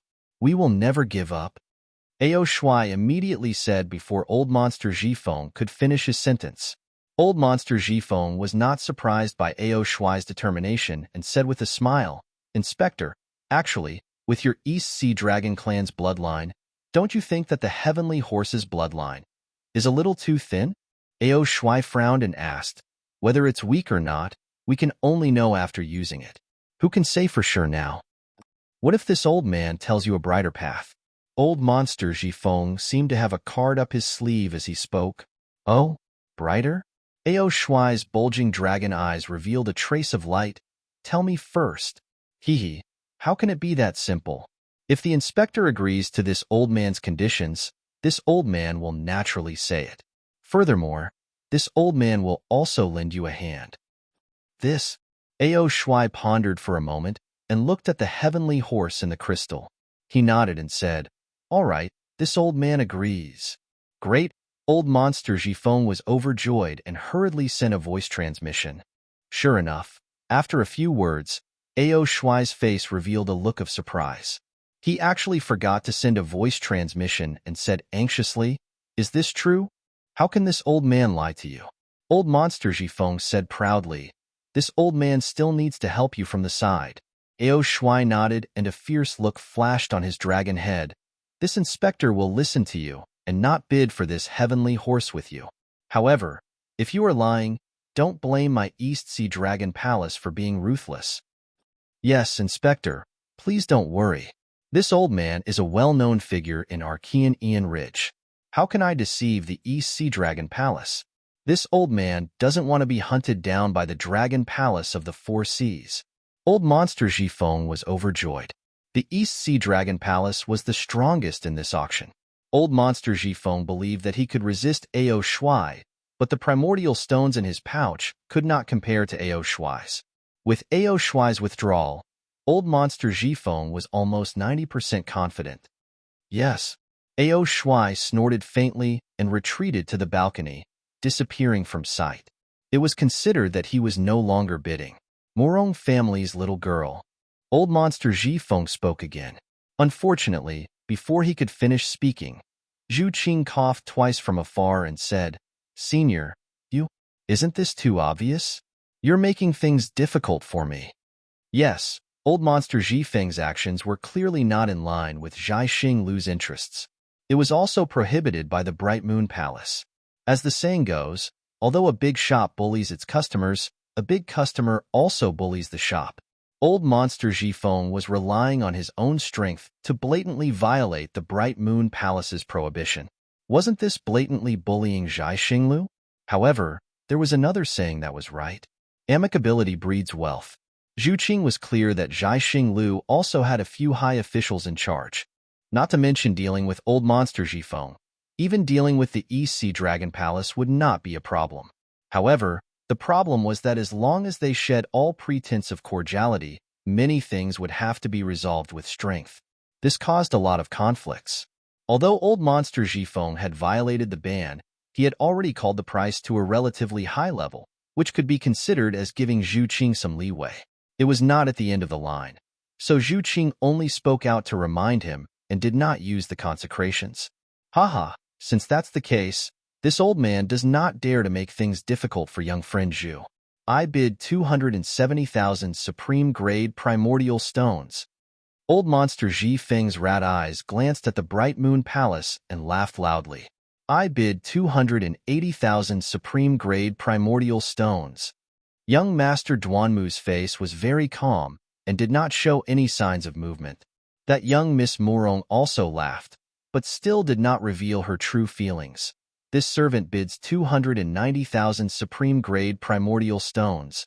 It seemed that the three of them were not willing to give up. In just a moment, the primordial stones had increased to 400,000. Sigh, young friend Zhu. Look, if this continues, there will be no end. Old monster Jifeng laughed bitterly. This old man really has other things to do. I really cannot afford to waste time here. This old man can also see that these two young friends are determined to get this item, but there is no meaning in bidding with primordial stones. Moreover, if the two young friends from the aristocratic families suddenly bid 1,000,000 supreme-grade primordial stones, to be honest, this old man also cannot afford it. If Senior cannot afford it, you can withdraw. Young Master Duanmu smiled faintly. This old man can withdraw. Old monster Ji Feng's tone was also indifferent. But this item involves this old man's cultivation. This old man cannot let it go. If you do not use this old man's method to bid for this item, if this old man does not live well, others should not think about living well. Even if there is someone who can be protected by Zhai Xing Lu, this old man does not believe that he will not walk on the hidden immortal continent in this lifetime. Senior. Zhu Qing's face turned cold as he said, spirit fruits can be eaten carelessly, spirit wine can be drunk carelessly, but words cannot be spoken carelessly. What is the meaning of Senior saying all this here? Could it be that you are threatening the other immortal friends? No. Old monster Jifeng stretched his waist and laughed. This old man is just casually complaining, that's all. That's good. Zhu Qing said faintly. Those who come to my Zhai Xing Lu are this Zhu's honored guests. This Zhu does not wish for any unpleasant things to happen. Moreover, this Zhu's patience is also a bit. I do not wish to be forced. Young friend Zhu, this old man will raise the bidding price of this Pegasus to 500,000 supreme-grade primordial stones. Old monster Jifeng laughed. Of course, this is already the limit that this old man can take out. This one. Not waiting for old monster Jifeng to finish, young Master Duanmu opened his mouth again. Old monster Jifeng snorted coldly. Why is the Duanmu family's upbringing so bad? Can't you see that this old man has not finished speaking? Old monster Jifeng. Young Master Duanmu was also unhappy. This one respects you as a senior and has always been patient. Don't think that just because you have some reputation in the Thousand Demons Sacred Realm, you can be arrogant in my hidden immortal continent. Young Master Duanmu. Young Miss Murong spoke. Who doesn't know how to raise the price? Why not be a little patient? This is Zhai Xing Lu's auction. It will definitely be fair for us. Why be anxious? Young Miss Murong was patient while the other was anxious. Naturally, she also expressed her displeasure. However, she was much more polite than young Master Duanmu, causing old monster Jifeng to roll his eyes in confusion and become vigilant in his heart. Forget it. Old monster Jifeng, you can speak. Young Master Duanmu was clearly somewhat afraid of young Miss Murong as he sighed. Old monster Jifeng ignored him and looked at Zhu Qing. Young friend Zhu, this Pegasus race will be sold for 500,000 supreme-grade primordial stones. Today, it can be considered as not letting your Zhai Xing Lu down, right? Zhu Qing's eyes were bright as he looked at old monster Jifeng and said, Senior, if you have something to say, please say it. There's no need to beat around the bush. This old man only wants to say. Old monster Jifeng chuckled and said, your Zhai Xing Lu has sold this Pegasus race for others to watch? Or for others to use it? Zhu Qing's expression did not change as he said with a smile. Whether it's to watch or to use it, it has nothing to do with Zhai Xing Lu. That's what the Pegasus owner wants. But if one does not have the ability to subdue the Pegasus, they can only seal it in the crystal. Or if the crystal seal is opened, the Pegasus will escape and return to your Zhai Xing Lu to bid again. My Zhai Xing Lu will not do such a boring thing. Zhu Qing shook his head and replied. Young Miss Murong smiled and said, Senior Jifeng, what you mean is, We will all use 500,000 supreme-grade primordial stones as the base price. Whoever has the ability to subdue the Pegasus can bid for it. -11. Chapter 3297. Ha ha ha, the girl from the Morong family is smart. That's exactly what I meant. Old demon Jifeng laughed loudly. If we can subdue it, who will it belong to? Young Master Duanmu laughed coldly. Naturally, it will belong to young Master Duanmu, or young Lady Morong. It has nothing to do with me. Old demon Jifeng answered cleanly. All right, we'll do as you say. Young Master Duanmu did not hesitate and immediately agreed. It was obvious that he was prepared to subdue the Pegasus. Old demon Jifeng looked in the direction of the Morong family and asked indifferently, what about the girl from the Morong family? How about it? Senior Jifeng, the eldest young lady from the Morong family, did not say anything. Instead, Zhu Qing asked, it would be best if one of you can subdue the Pegasus. But if no one can subdue it, who will it belong to? Naturally, it will belong to young Master Duanmu, or young Lady Morong. It has nothing to do with me. Old demon Jifeng looked like he had the confidence to capture it. What if the Pegasus is released and my Zhai Xing Lu's origin array and consecrators are unable to subdue it? Zhu Qing asked again. Oh, this time, even Xiao Hua, who was listening at the side, felt his heart skip a beat. He thought to himself, it seems that old demon Jifeng was right. Zhai Xing Lu is hiding something. Don't worry, little friend Zhu. Old demon Jifeng smiled. Since this idea was thought of by me, the 500,000 supreme-grade origin stones will naturally be paid by me. All right. Zhu Qing heard old demon Jifeng's words and took responsibility for all the accidents. Naturally, he did not have any objections and nodded. Fellow immortals. Old demon Jifeng raised his head and said loudly, please, everyone, watch carefully. If anything happens, this old man's supreme-grade origin stones will fly with the Pegasus. Haha, you old demon, you're so troublesome. You want to take advantage of my Zhai Xing Lu, yet you want us to help you. A slightly old voice sounded from the top of the Bright Moon Palace. Many thanks, many thanks. Old monster Jifeng cupped his hands towards the sky and laughed heartily. I didn't have enough confidence to subdue this heavenly horse. At this moment, the voice of the eldest daughter of the Morong family rang out. Then, a woman dressed in pink with a scarf covering her face walked out from the balcony. Beneath her feet was a cloud of lilies as she steadily stood in midair. However, since Senior Jifeng is willing to take on the same risk, this servant can't not show her support. Good. Since that's the case, let's use our methods. Let's see who can lead this heavenly horse away. Old monster Jifeng waved his hand, revealing a sharp little claw from within his loose robe. Right at this moment, another voice resounded. Xiao Hua, who hadn't spoken since the beginning, stepped out from the balcony. He took 2 steps in midair and said with a smile, I didn't expect this auction to be so lively. I wanted to wait until the end of the auction. Who knew that things would develop to such an extent? If I still don't come out, I'm afraid I won't have the chance to obtain this heavenly horse. Oh? Everyone was surprised. Old monster Jifeng blinked his small eyes and looked at Xiao Hua from head to toe. He sneered. Who the hell are you? How dare you be so arrogant in front of me? This one is not a green onion. This one is the Dao sect's Xiao Hua. Xiao Hua wasn't angry and said indifferently, moreover, I don't think I'm being arrogant. I'm only bidding for a heavenly horse. Especially, even if I fail, I won't lose half a piece of origin stone. Why wouldn't I participate? Xiao Hua's sudden appearance not only made old demon Jifeng unhappy, but even young noble Duanmu narrowed his eyes. He closely stared at Xiao Hua and waited for old demon Jifeng to ask before speaking. Xiao Hua, do you know what is meant by if you don't seek death, you won't die? Earlier, you went against me time and time again, and I endured it time and time again. I even sent you a visiting card, but I didn't expect that, at this moment, you really want to fight me to the death. Young Master Duanmu, what young Master Zhu said earlier was extremely good. Spirit fruits can be eaten indiscriminately, spirit wine can be drunk indiscriminately, but words can't be spoken indiscriminately. I'm here to bid with origin stones and have taken a fancy to this heavenly horse. Moreover, I'm also a VIP on the 3rd floor.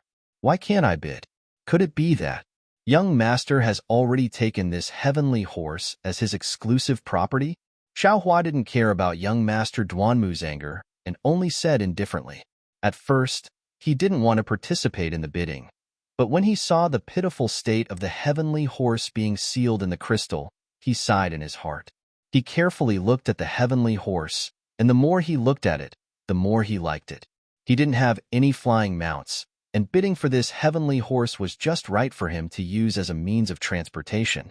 Moreover, Xiaohua, who was used to using the lightning escape technique, could only rely on the flying talisman to fly. How could he endure it?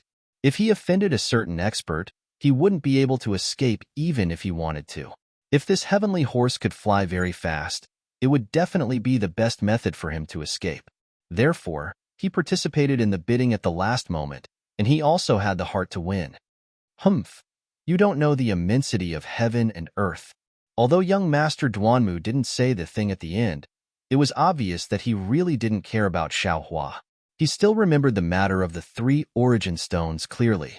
Golden core cultivation method. What would he do with that thing?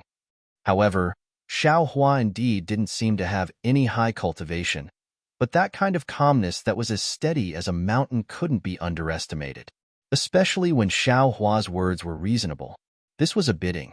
If Xiaohua had the qualifications, why couldn't he bid? Young Master Zhu. Duanmu Qing looked at Zhu Qing, who was watching from the side, and said indifferently, "Does this Dao sect loose cultivator have the qualifications to bid for this heavenly horse?" If young Master Zhu doesn't have the confidence, after he bids, young Master Zhu won't be able to receive any origin stones. Many thanks for young Master Duanmu's reminder. Zhu Qing's face didn't reveal any special expression as he said, "Every VIP who participated in the auction, my Zhai Xing Lu has seen their small Chinkoan bags. Although this immortal friend is a Dao sect loose cultivator, he is no exception. He can pay 500,000 top-grade origin stones. Hee, a broken-down Dao sect loose cultivator can take out 500,000 top-grade origin stones. What's wrong with this world? Why do I feel that it's unreal?" Duanmu Qing really couldn't understand. Luckily, he was also from a prestigious family. Perhaps he had other thoughts in his heart, but his mouth and face didn't show any strange expression. Xiaohua smiled. "What? Are you looking down on my Dao sect? If I can take out 500,000 origin stones, will you be able to bid for this heavenly horse? Does young Master Duanmu dare to make a bet?" Young Master Duanmu said coldly, "If you dare to continue bidding with me, let's see who has more origin stones. I will definitely bet with you." Of course.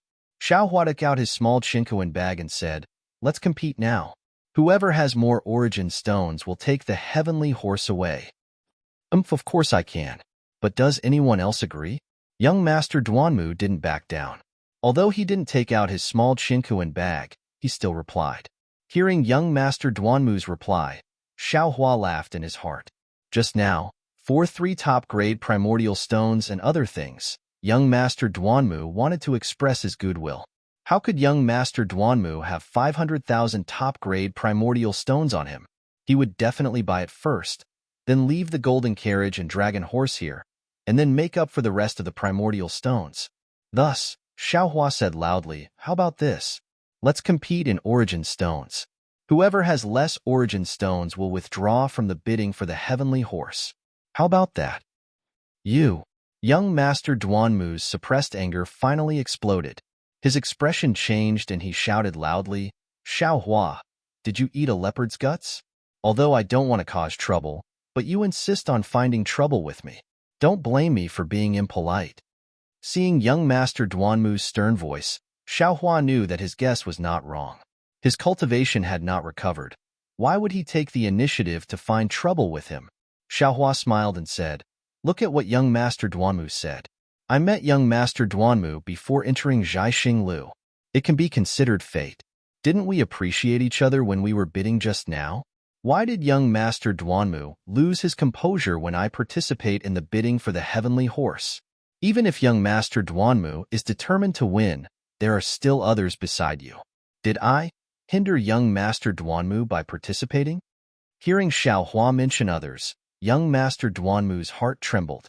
That old demon Zhifeng of the Thousand Demons Sacred Realm was the first to question Xiaohua. He refuted Xiaohua for a long time and didn't want him to participate. However, that old demon Zhifeng didn't say a word. It was really strange. Since he didn't speak, there was no need for him to block anything for old demon Zhifeng. All right, young Master Duanmu casually said and looked at old demon Zhifeng. However, he, who had an unhappy face just now, was now quietly standing there. He didn't even look at Xiaohua. His pair of rat eyes fell on the heavenly horse in the crystal, as if the heavenly horse was about to fly out. Is there something strange about the heavenly horse? Young Master Duanmu hurriedly looked at the crystal. However, the heavenly horse in the crystal was the same as before. There was no change at all. What young Master Duanmu didn't know was that on another balcony, young Miss Morong was indeed staring at Xiaohua with her beautiful eyes. Her brows were slightly knitted, and no one knew what she was thinking. There was indeed something strange about this. However, the strange thing wasn't the heavenly horse, but Xiaohua. Young Miss Morong could clearly see that old demon Zhifeng was originally looking at Xiaohua unhappily. However, when his gaze fell on Xiaohua, he couldn't move. It was as if Xiaohua was a monster that was even more female than a female mouse. He deeply attracted old demon Zhifeng's rat eyes. However, soon after, an indescribable expression flashed through old demon Zhifeng's eyes. He immediately looked at the heavenly horse and no longer paid attention to Xiaohua. Did he discover something? This filled young Miss Morong's heart with curiosity. He was only a loose cultivator from a broken Taoist sect. What did he have that was worthy of the attention of an old demon from the Thousand Demons Sacred Realm? Although she was curious, young Miss Morong still smiled and said, "Young Master Duanmu, this suggestion was made by Senior Zhifeng. Why don't you ask him first? What's the point of agreeing for no reason? Don't you think so, Senior Zhifeng?" -11. Chapter 3298. I don't mind. Old monster Zhifeng shifted his gaze away from the Pegasus and looked thoughtfully at the veiled Miss Morong. He lightly nodded. As long as you have the qualifications to bid and believe that you can subdue this Pegasus, you can naturally participate. Old monster Zhifeng's tone was so light that Duanmu Gongzi didn't know what to do. Perhaps I was making a mountain out of a molehill. Duanmu Gongzi immediately blushed with shame at his own lack of calm. Unfortunately, he wasn't a roundworm in old monster Zhifeng's stomach. How could he know that old monster Zhifeng's heart was currently in turmoil? Old monster Zhifeng's original body was a spirit mouse. Due to a fortuitous encounter, he was able to see through the mysteries of the heavens and stepped into the ranks of demons from an ignorant demonic beast. In the hundreds or even thousands of years of cultivation, he had encountered countless dangers. These dangers were admittedly the tribulations on the path of cultivation, but they also allowed him to cultivate an extremely sharp sense. In addition to the spirit mouse's innate intelligence, it allowed him to have the instinct to seek advantages and avoid disadvantages. This instinct had saved his life more than once. Today, the moment old monster Zhifeng saw Xiaohua, he did not pay attention to him at all. He felt that Xiaohua was merely a little fellow with around the first grade of elemental energy. However, when he finished speaking and was about to look at Duanmu Qing, who had spoken, and ponder on how to benefit from the conflict between Duanmu Qing and Xiaohua that had yet to be made clear, a slight sense of vigilance arose in his heart. This caused him to have no choice but to look at Xiaohua again. This time, a fear that came from the bottom of his heart when facing a high-level demon actually appeared in his heart. Although this fear disappeared in a flash, even old monster Zhifeng himself felt that it was inexplicable. He simply couldn't capture it. However, this feeling caused old monster Zhifeng's heart to tremble. Following which, old monster Zhifeng unhesitatingly used 1,000 goblin Saint Realm spirit mouse's secret technique. However, what made old monster Zhifeng surprised was that he couldn't sense any 1,000 goblin Saint Realm aura from Xiaohua's body. He couldn't even find any traces of a demon. What Xiaohua displayed was the cultivation of a human from the Tao sect. It was the same as what he saw. Therefore, Old monster Jifeng used the opportunity to observe the Pegasus in the crystal to carefully organize his thoughts. He was pondering what kind of thing Xiaohua was. He didn't doubt his own extraordinary acuity, nor did he doubt his own secret technique. Since there was a contradiction between the two conclusions, this contradiction must lie with Xiaohua. Perhaps Xiaohua had the relics of a high-level demon of the Thousand Demon Saint realm, or perhaps Xiaohua had a high-level demon pet. This kind of powerful backing gave Xiaohua the courage to come and bid. As for the possibility that Xiaohua was a demon, it only flashed through old monster Jifeng's mind for a moment before disappearing. This was because old monster Jifeng's secret technique had never failed. No matter how high-level a demon he faced, no matter what kind of aura-concealing secret technique this demon cultivated. This was because this was old monster Jifeng's innate ability as a spirit mouse. In particular, if Xiaohua was a demon, it was impossible for him to have the cultivation of Taoism. Old monster Jifeng smelled the aura of true essence from Xiaohua's meridians. How could a demon have meridians? How could Xiaohua know that old monster Jifeng had seen through him so much? Seeing that the most troublesome old monster Jifeng didn't even say a second word in agreement, Xiaohua also stared blankly. Then he smiled and said, "Since it's like this Xiao thanks Senior." Amen. Old monster Jifeng nodded. However, he shouted towards the surroundings again. The four of us are preparing to use our own methods to subdue this Pegasus. If any immortal friends still have ideas, please come out now. Otherwise, when we begin to subdue it, you can no longer make a move. After old monster Jifeng finished speaking, no one answered for a while. Old monster Jifeng said to Zhu Qing, "Little friend Zhu, you also saw it. Only the four of us are preparing to subdue this Pegasus. Why don't you quickly release this Pegasus?" Wait, just as Zhu Qing was about to speak, the eldest miss of the Morong family opened her mouth. "Senior Jifeng, little girl, what's wrong now?" Old monster Jifeng was so angry that his nose almost became crooked. He said somewhat impatiently. The eldest miss of the Morong family smiled and said, "This servant originally planned to return to my family's seniors to tame this Pegasus after buying this Pegasus. Just now, because young Master Duanmu participated in the bidding, this servant mustered up the courage to accompany young Master Duanmu. Now that immortal friend Xiao is participating in the bidding, I reckon that he also has a method to tame this Pegasus.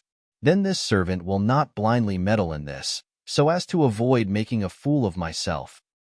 Oh?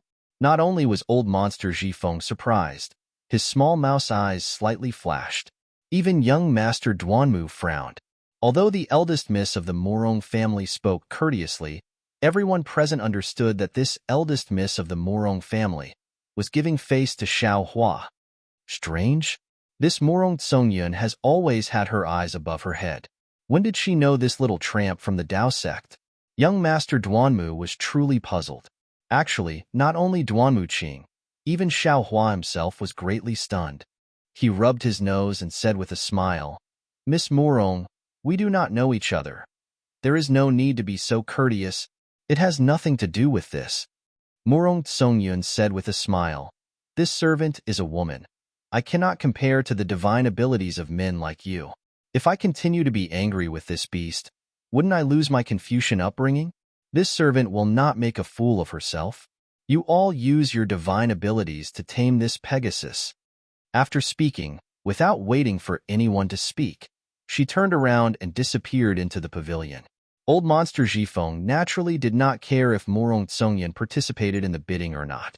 He cautiously glanced at Xiaohua, turned his head, and said to the distant Zhu Qing, "Little friend Zhu, you can release this Pegasus now." Zhu Qing glanced at the three people and could not help but remind them, "Three immortal friends, this Pegasus' speed is definitely much faster than what you all think. Moreover, its temper is extremely violent. It is said that it was only by luck that we were able to capture it after being surrounded by many experts. As for others, they were only able to sell it to my Zhai Xinglu for bidding when they were unable to tame it. Why don't the three immortal friends work together to surround this Pegasus and then do the other things?" All right, Duanmu Qing naturally trusted Zhu Qing's words. She glanced at Xiaohua and old monster Jifeng's position and flew up a bit to face the two of them. She surrounded the crystal that sealed the Pegasus in the middle. Xiaohua, who was opposite Duanmuqing, did not mind. After all, the space in the Bright Moon Palace was not too big. Moreover, the three of them surrounded the Pegasus. No matter how fast the Pegasus was, it might not be faster than his ethereal steps. Moreover, his current magic power was not enough to activate the lightning evasion. However, he could activate the wind evasion for a moment. As long as he had the opportunity to get close to the Pegasus, wouldn't he be able to use the dragon elephant force in his arms to tame this Pegasus? Looking at old monster Zhifeng, who was standing there without moving, he was even more confident than Xiaohua. Seeing this, Zhu Qing naturally could not say anything else. He raised his head and looked at the night sky above the Bright Moon Palace. He extended his hand and took out a thumb-sized rhombus-shaped crystal. That crystal seemed to be of the same origin as the crystal that sealed the Pegasus. Just as he took it out, it immediately emitted a faint radiance.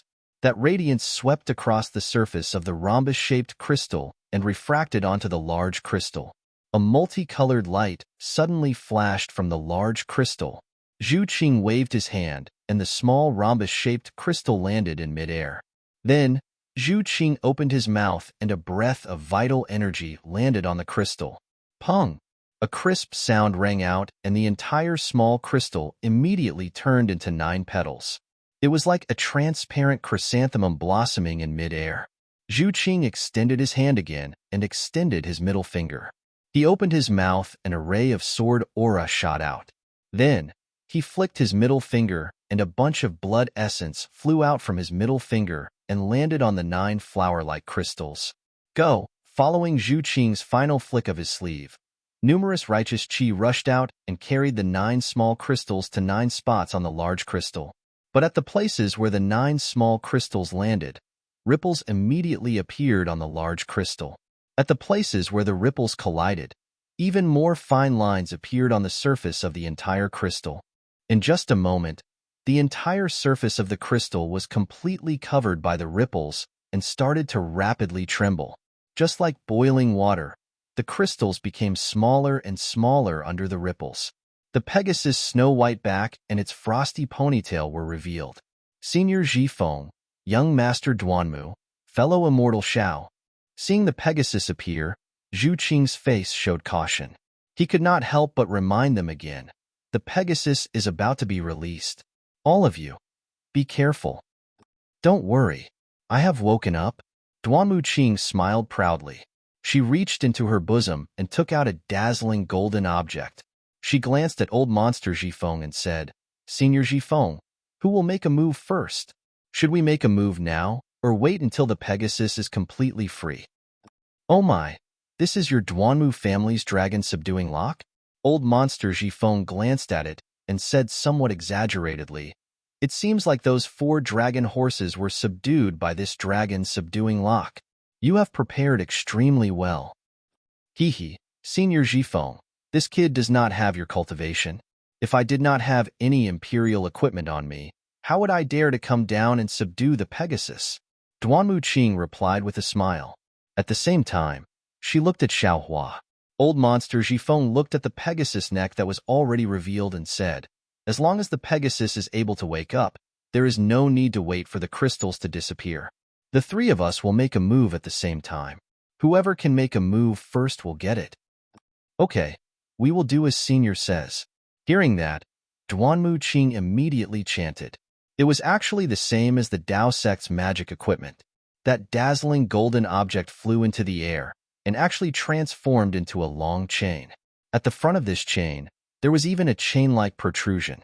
A kind of hard-to-resist restrictive force was born from this dragon subduing lock's golden light. Kid, what magic equipment do you have? Why are you not taking it out? Old monster Zhifeng looked at Xiaohua curiously.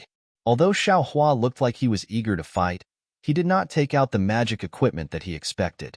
Xiaohua smiled and said, I do not need any magic equipment to subdue the Pegasus. Oh? Old monster Zhifeng faintly raised his eyebrows. He did not show any astonishment. -11. Chapter 3299.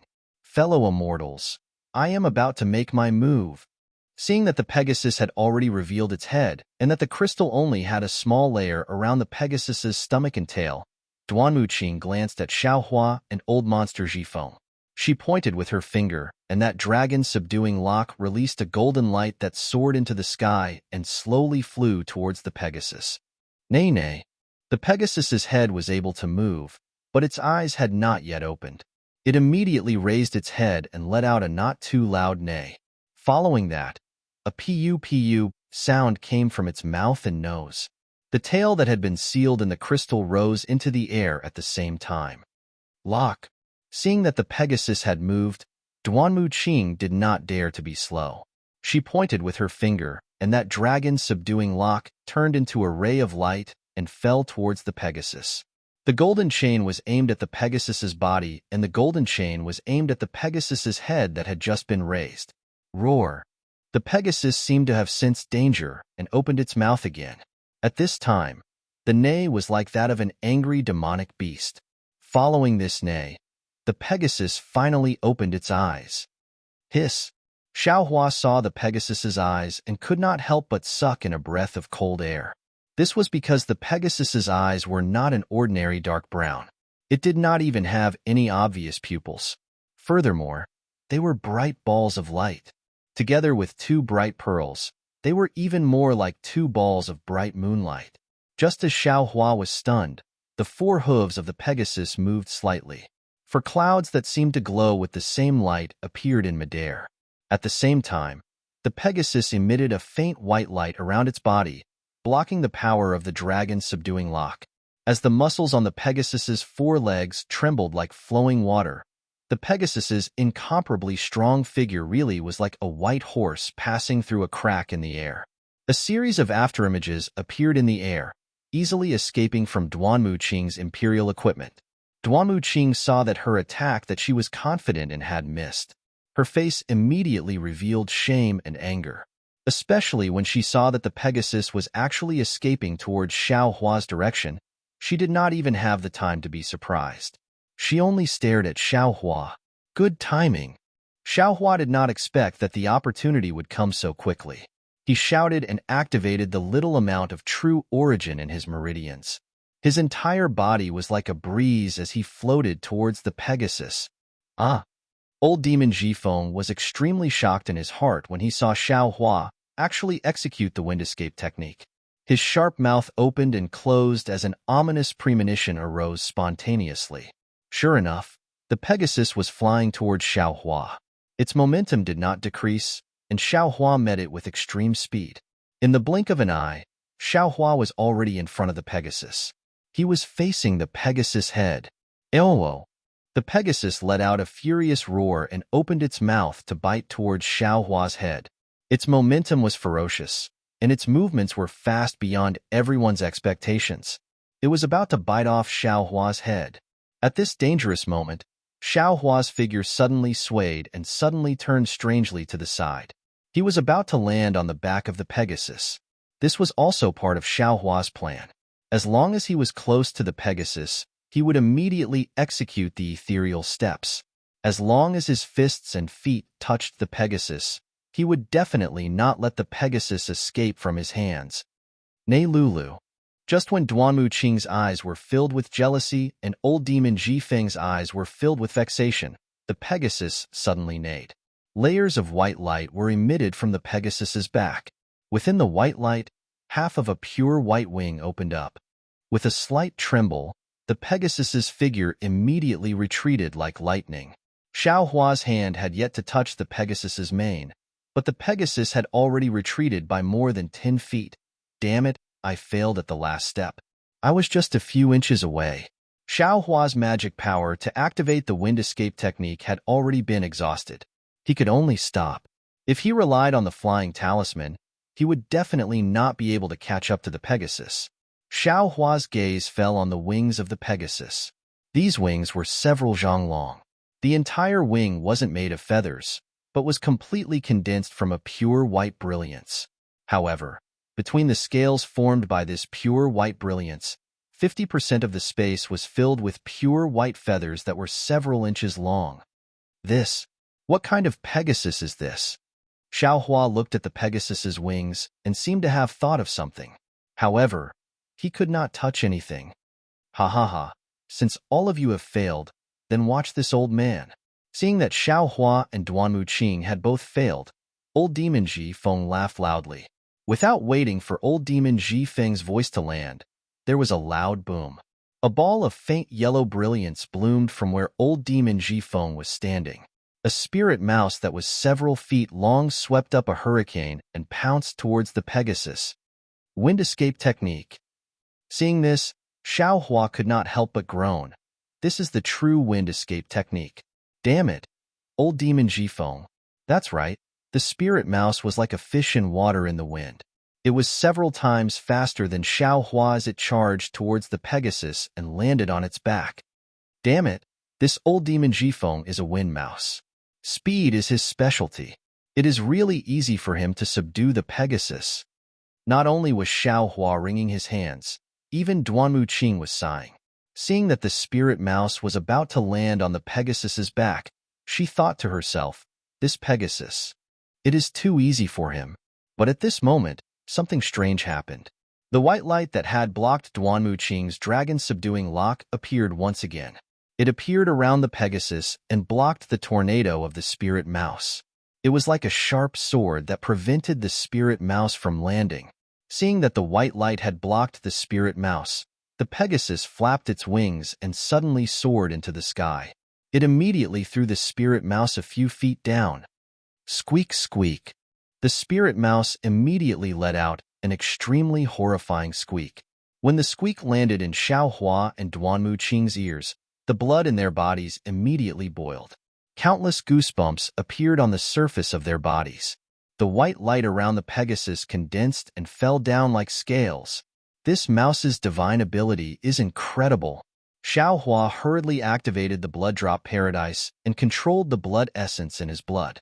Seeing Duanmu Qing's face was blood red as she hurriedly flew towards the balcony, he could not help but praise. Following the spirit mouse's display of might, the white light around the Pegasus's body fell like snowflakes. The spirit mouse once again created a hurricane and appeared on the Pegasus's back. Pooh! Seeing that the spirit mouse was about to land, the Pegasus suddenly turned its head. The broken horn on the Pegasus's forehead shot out a white light that was as thick as a bowl at a speed faster than lightning. It accurately hit the spirit mouse's claws that were baring its fangs and brandishing its claws. Squeak! Squeak! With a loud scream, the earthy yellow light around the spirit rat was penetrated. Half of its claw was hit. Its entire body, which was several feet long, flipped in the air and fell far away. Roar! Old monster Ji Feng's body was sent flying. Duanmu Qing was also so frightened that she retreated back to the balcony. Only Xiaohua was left in midair. The Pegasus did not even look at Xiaohua, as if it was extremely disdainful. It raised its head and let out a long neigh. It flapped its wings and flew towards the sky like a beam of light. Where do you think you're going? Xiaohua did not expect that someone as strong as old monster Ji Feng would be sent flying by the Pegasus. He hurriedly activated his flying talisman and chased after the Pegasus. Unfortunately, his current speed was not as fast as the Pegasus. He was similar to a snail. With a loud roar, the Pegasus had already charged into the origin formation of the Bright Moon Palace. How could he still catch up? Rumble. At the top of the heavenly horse's head, layers of water-blue brilliance poured down like jade waves. 3 sneers came from 3 different directions of the jade waves. Evil creature, where do you think you are going? Soon after, 3 old men dressed in scholarly attire appeared from the jade waves. As the 3 of them chanted incantations, their true energy was agitated. Waves of awe-inspiring energy were born from the incantations, causing the jade waves to become like an inescapable net that enveloped the Pegasus. Go! Zhu Qing did not dare to be negligent. Unknowingly, she had already flown high into the sky. As she waved her hand, the 9 crystals from earlier flew towards 9 different directions of the jade waves.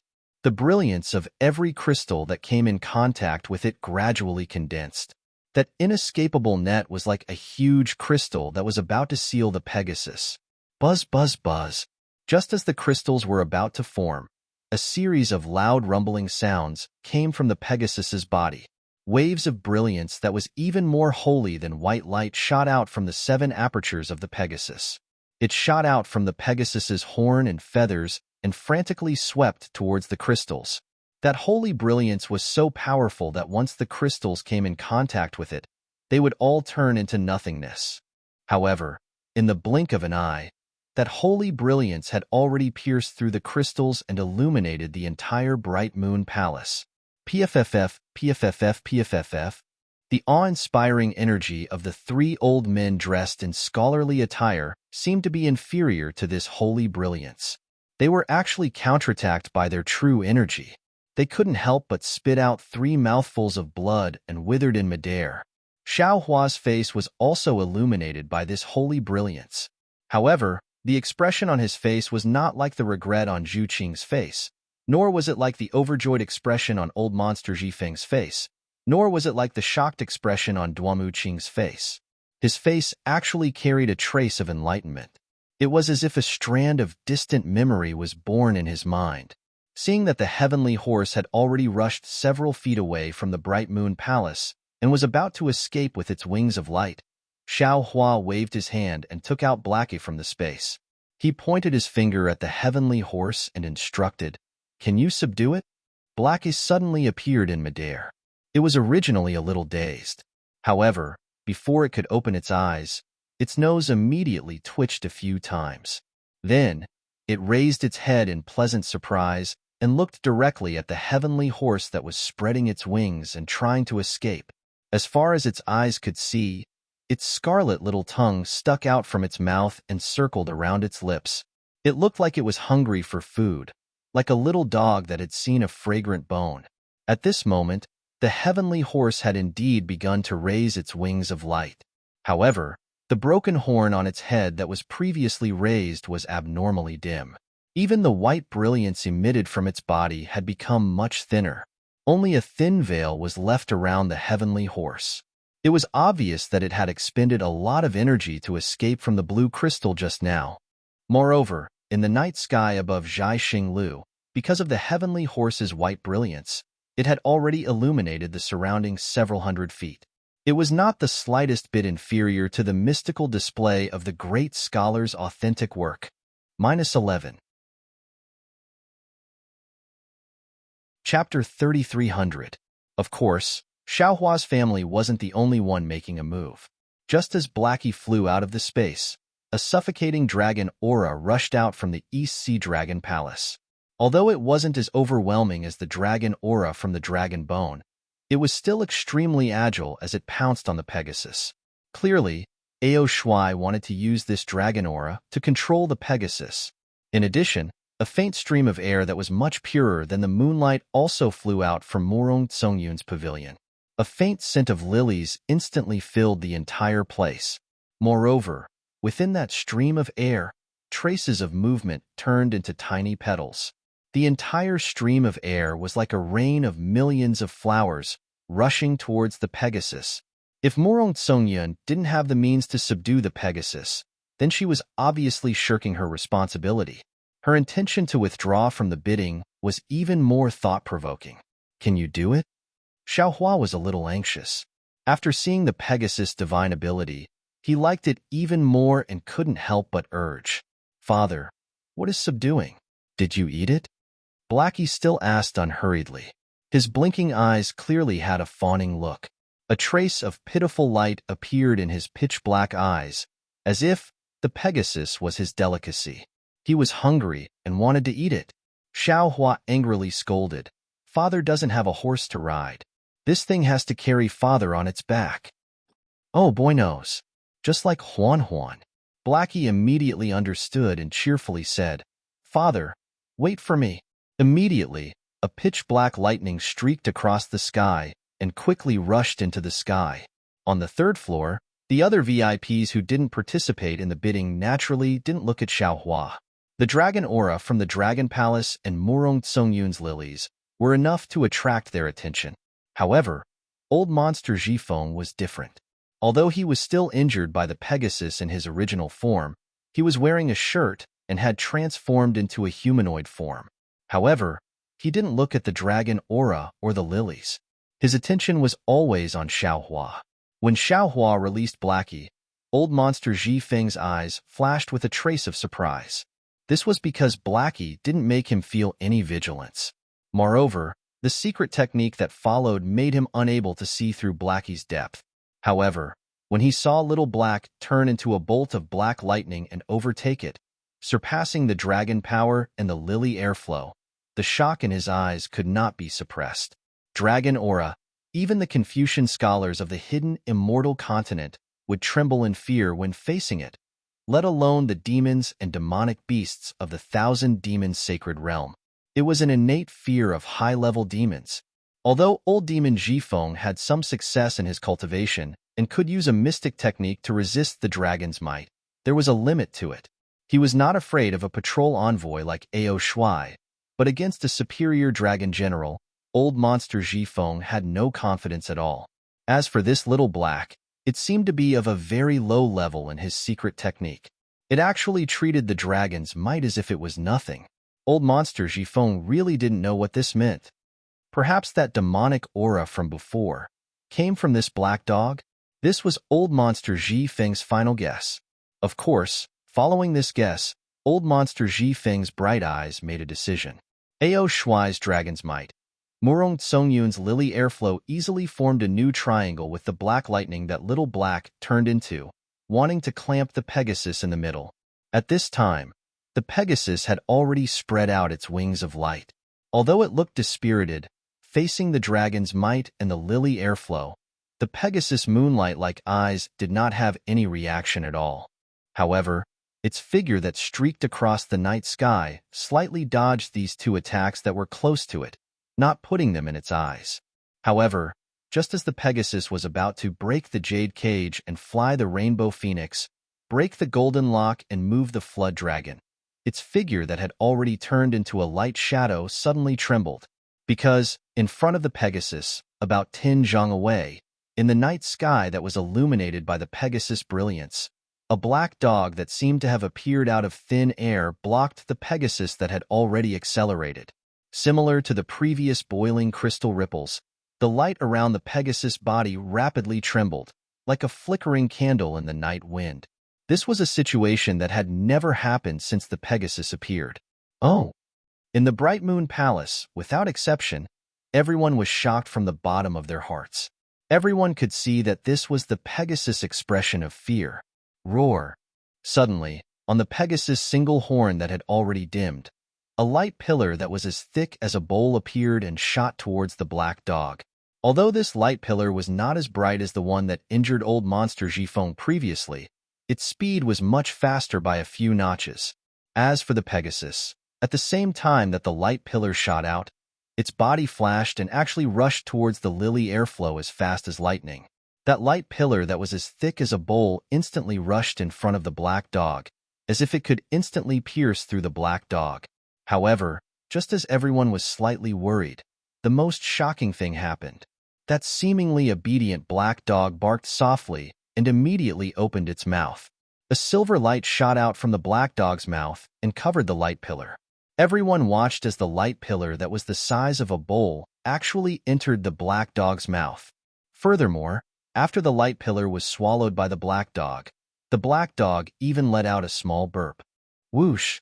The black dog that seemed to have not eaten its fill moved again. Once again, it turned into a streak of black lightning and shot up several tens of feet into the sky. There, although the Pegasus waved its wings of light with some difficulty, it still managed to dodge the lily airflow's attack. As for the dragon's aura of the Dragon Palace, it seemed to only stir up the light around the Pegasus body and was unable to subdue the Pegasus. Harumph! Seeing that Blackie was flying over again, the Pegasus' 4 hooves impatiently kicked a few times in the air. Its snow-white tail rapidly swayed behind it, but as it raised its head and neighed unyieldingly at the night sky. Although the Pegasus' expression could not be seen from its eyes, there was an obvious sadness in its neighing. The raised wings of light trembled once again and seemed to have suddenly grown several tens of feet. The entire Pegasus rushed towards Blackie like a ray of light. It actually seemed to have the intention of a life and death struggle. Blackie and the Pegasus were both extremely fast. In just a breath's time, they had already collided. However, at the moment of collision, Blackie once again spat out a silver brilliance from his mouth and landed on the broken horn on the Pegasus's forehead. The Pegasus, which was originally as fast as lightning, suddenly became limp and fell from the sky. As for Blackie, he landed lightly on the Pegasus's forehead. It turned its head to show off and barked at Xiao Hua with a woof woof. Hee hee. Xiao Hua faintly smiled. His figure flew up and flew towards where the Pegasus had fallen. At this moment, old monster Zhifeng, who was watching from afar, suddenly flew over. What? Old monster Zhifeng, this Pegasus was subdued by me. Are you going to stop me? Xiao Hua's smiling expression disappeared as he indifferently looked at old monster Zhifeng, who was flying over, and asked. With a smile on his face, old monster Zhifeng hastily said, Fellow immortal Xiao misunderstood. This Pegasus was subdued by fellow immortal Xiao in front of everyone. How could this old man dare to go back on his words? However, this old man has a matter to discuss with fellow immortal Xiao. I ask fellow immortal Xiao to wait in the room after bidding for this Pegasus. This old man will personally pay a visit. Be careful, be careful. Xiao Hua saw that old monster Zhifeng wasn't stopping him and was instead stopping in midair. He faintly nodded his head. Without stopping, his figure flew several tens of feet. That previously incomparably arrogant Pegasus was like a pile of mud as it fell from midair with a loud bang. Although the Pegasus' fall was very fierce, Xiao Hua extended his hand and easily caught it, as if it didn't have any weight at all. Then, Xiao He jumped down from the Pegasus' forehead and ran a few rounds around Xiao Hua as if he was having fun. Then, Xiao Hua kept the Pegasus into his space. Seeing that Xiao Hua kept the Pegasus, everyone became quiet. Ao Shuai's dragon might disappeared and Murong Tsongyun's lily rain was also kept. Duanmu Qing stood at the balcony and coldly looked at Xiao Hua for a long time. Like old monster Zhifeng, although she was somewhat unwilling, there was nothing she could do. She turned around and entered the room. Only Zhu Qing flew over with a smile. She greeted Xiao Hua, who was descending from midair, and cupped her hands. Congratulations, fellow immortal Xiao. Hee hee, Xiao Hua laughed and said, What are you congratulating for? Aren't you just here to ask for vitality stones? Take it. As he spoke, Xiao Hua extended his hand and took out a small Qinkuan bag from his bosom and handed it over to Zhu Qing. Zhu Qing didn't know whether to laugh or cry. She hurriedly waved her hand. Fellow immortal Xiao, I am only here to congratulate you. You only need to hand over these vitality stones to Xiao Yi. Forget it. It's the same no matter who I give it to. Xiao Hua waved his hand, and the small Qinkuan bag landed in Zhu Qing's hand. Zhu Qing had no choice but to accept it. She looked at it and said in a low voice, Fellow immortal, I have already seen the things in this small Qinkuan bag. However, I still need my subordinates to estimate the exact amount. Therefore, fellow immortal Xiao is still not done with my Zhai Xing Lu. All right, then this Xiao will wait in the room. Xiao Hua nodded. Then, he looked around and sighed. Your Bright Moon Palace's third floor was originally meant to hide our true faces. Now, I'm afraid that everyone will know that it was me who bid for this Pegasus. Fellow immortal, don't worry. Zhu Qing hurriedly said, Just now, I saw clearly that fellow immortal did not fly up into the sky. Furthermore, the vitality formation on the third floor and the auction hall still exists. Others might not know about it. Of course, this Pegasus is too conspicuous. No matter where fellow immortal rides it, as long as it wants to fly, it will definitely be discovered by others. It is no different from revealing your true face today. All right. Xiao Hua looked at the quiet third floor. He cupped his hands and said, Thanks to young Master Zhu, I was able to find such an excellent mount. I am truly grateful. No need to thank me. No need to thank me. Zhu Qing waved her hand. To be able to help fellow immortal Xiao, I am also happy. This means that my Zhai Xing Lu is still useful to fellow immortal Xiao. Xiao Hua naturally understood the meaning behind Zhu Qing's words. He only smiled and nodded slightly. Then, he activated his flying talisman and returned to his room. -11. Chapter 3301. Senior Xiao. Seeing Xiao Hua enter the room, Fu Jiwen immediately stood up. Previously, he still doubted Xiao Hua's cultivation. Even now, he still couldn't figure out Xiao Hua's cultivation.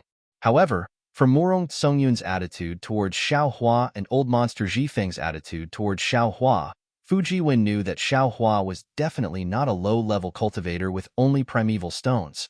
How could he dare to neglect him? He hurriedly bowed and said, "Junior really had eyes but failed to see.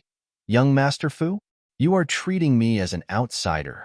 Calling me fellow Taoist Xiao, I am very happy."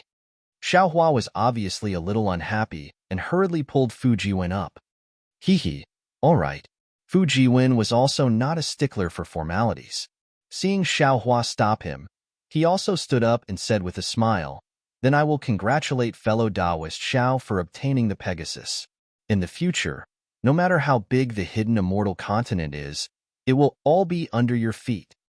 Same to you, same to you. Xiao Hua also said happily, "Actually, I also didn't expect to gain so much. This Pegasus is definitely a pleasant surprise." Speaking up to hear, Xiao Hua said mysteriously in a low voice, "Young Master Fu, can you guess what I was planning to do when I first came to this auction?" "This?" Fu Jiwen thought for a moment and said with a smile, "Perhaps it was a pill? Or a cultivation technique? Either way, it should be related to the Tao sect, right?" "Ha ha ha, young Master Fu is very wrong." Xiao Hua laughed and said, "I first came to use primeval stones to exchange for some gold and silver, and then get a map of the hidden immortal continent." "Ah?" Fu Jiwen was of course also shocked. Soon after, he said with a bitter smile, "Fellow Taoist Zhao's idea is really out of my expectations. Forget it, let's not talk about anything else." Xiao Hua waved his hand and said, "To be able to meet someone like young Master Fu is much harder than this Pegasus. The so-called 3 lifetimes of luck is exactly like this." "I am the same." Fu Jiwen looked at Xiao Hua's unusually young face and the sincere gaze in his eyes and said with the same sincerity, "If not, AI, don't say that." Xiao Hua hurriedly waved his hand again and took out a few spirit fruits from the space and said, "Let's use these fruits to stuff your mouth." Ha ha ha. Fu Jiwen laughed heartily. He hadn't felt this happy for a long time. Xiao Hua stood still in the room and raised his eyes to look out the window. The auction had already ended. Yu Linfeng was standing in midair giving a speech, which could be considered as sending off the people who had come to participate in the auction. There was no movement from the other windows on the 3rd floor. They must have already left their rooms. Xiao Yi, who was serving him, had not yet come over. Clearly, Zhai Xinglu had not yet evaluated the spiritual herbs in his storage bag. He still had to wait for a while. What does old monster Zhifeng mean? At this moment, Xiao Hua frowned. He did not understand why old monster Zhifeng blocked him. From the looks of it, he wanted to trade the Pegasus with him. This was obviously impossible. But other than the heavenly horse, Xiao Hua couldn't see anything else about him that could attract old monster Zhifeng's attention. Right at this moment, Xiao Yi's voice resounded from outside. "Senior, a senior has come to visit. May I know if senior can invite this senior in?" "Hee, please come in." Xiao Hua hurriedly replied and walked to the door. Sure enough, with a flash of light, old monster Zhifeng did not hide his figure and walked into the room. Seeing that there was actually a Confucian scholar in Xiao Hua's room, old monster Zhifeng was clearly stunned. However, he only took a glance and did not care. Instead, he directly cupped his hands and said, "Fellow immortal Xiao, this old man greets you." Xiao Hua looked at old monster Zhifeng, who was several heads shorter than him. That slightly loose robe covered his body, and the hands and feet that were exposed outside of the robe were thin and small. They were basically mouse claws that did not change much. On the head that was wearing an official's hat, there was a small nose and a small mouth, and slightly trembling ears. He looked exactly like a human mouse, which was extremely strange. However, Xiao Hua's gaze did not dare to linger on these places for long. He only swept a glance and raised his hand to return the greeting. He said with a smile, "This Xiao greets you. But I wonder why fellow immortal Zhifeng is looking for this Xiao so urgently?" Old monster Zhifeng shook the 2 long whiskers beside his sharp mouth and waved his hand. He said, fellow immortal Zhifeng? Hee hee, why does it sound so awkward? Fellow immortal Xiao, you should just call this old man old monster Zhifeng. What fellow immortal or fellow immortal? When used on humans like you from the hidden immortal continent, it is still pleasant to hear. When used on demons like this old man, it is truly uncomfortable. All right. Xiao Hua did not understand what was different. Moreover, since old monster Zhifeng had already called him fellow immortal, then wasn't that putting him in the position of fellow immortal? However, he still nodded and said, since it's like this, you can just call this Xiao Hua Xiao. Old monster Zhifeng nodded and said, Xiao Hua, this old man does not like the hypocrisy of you humans.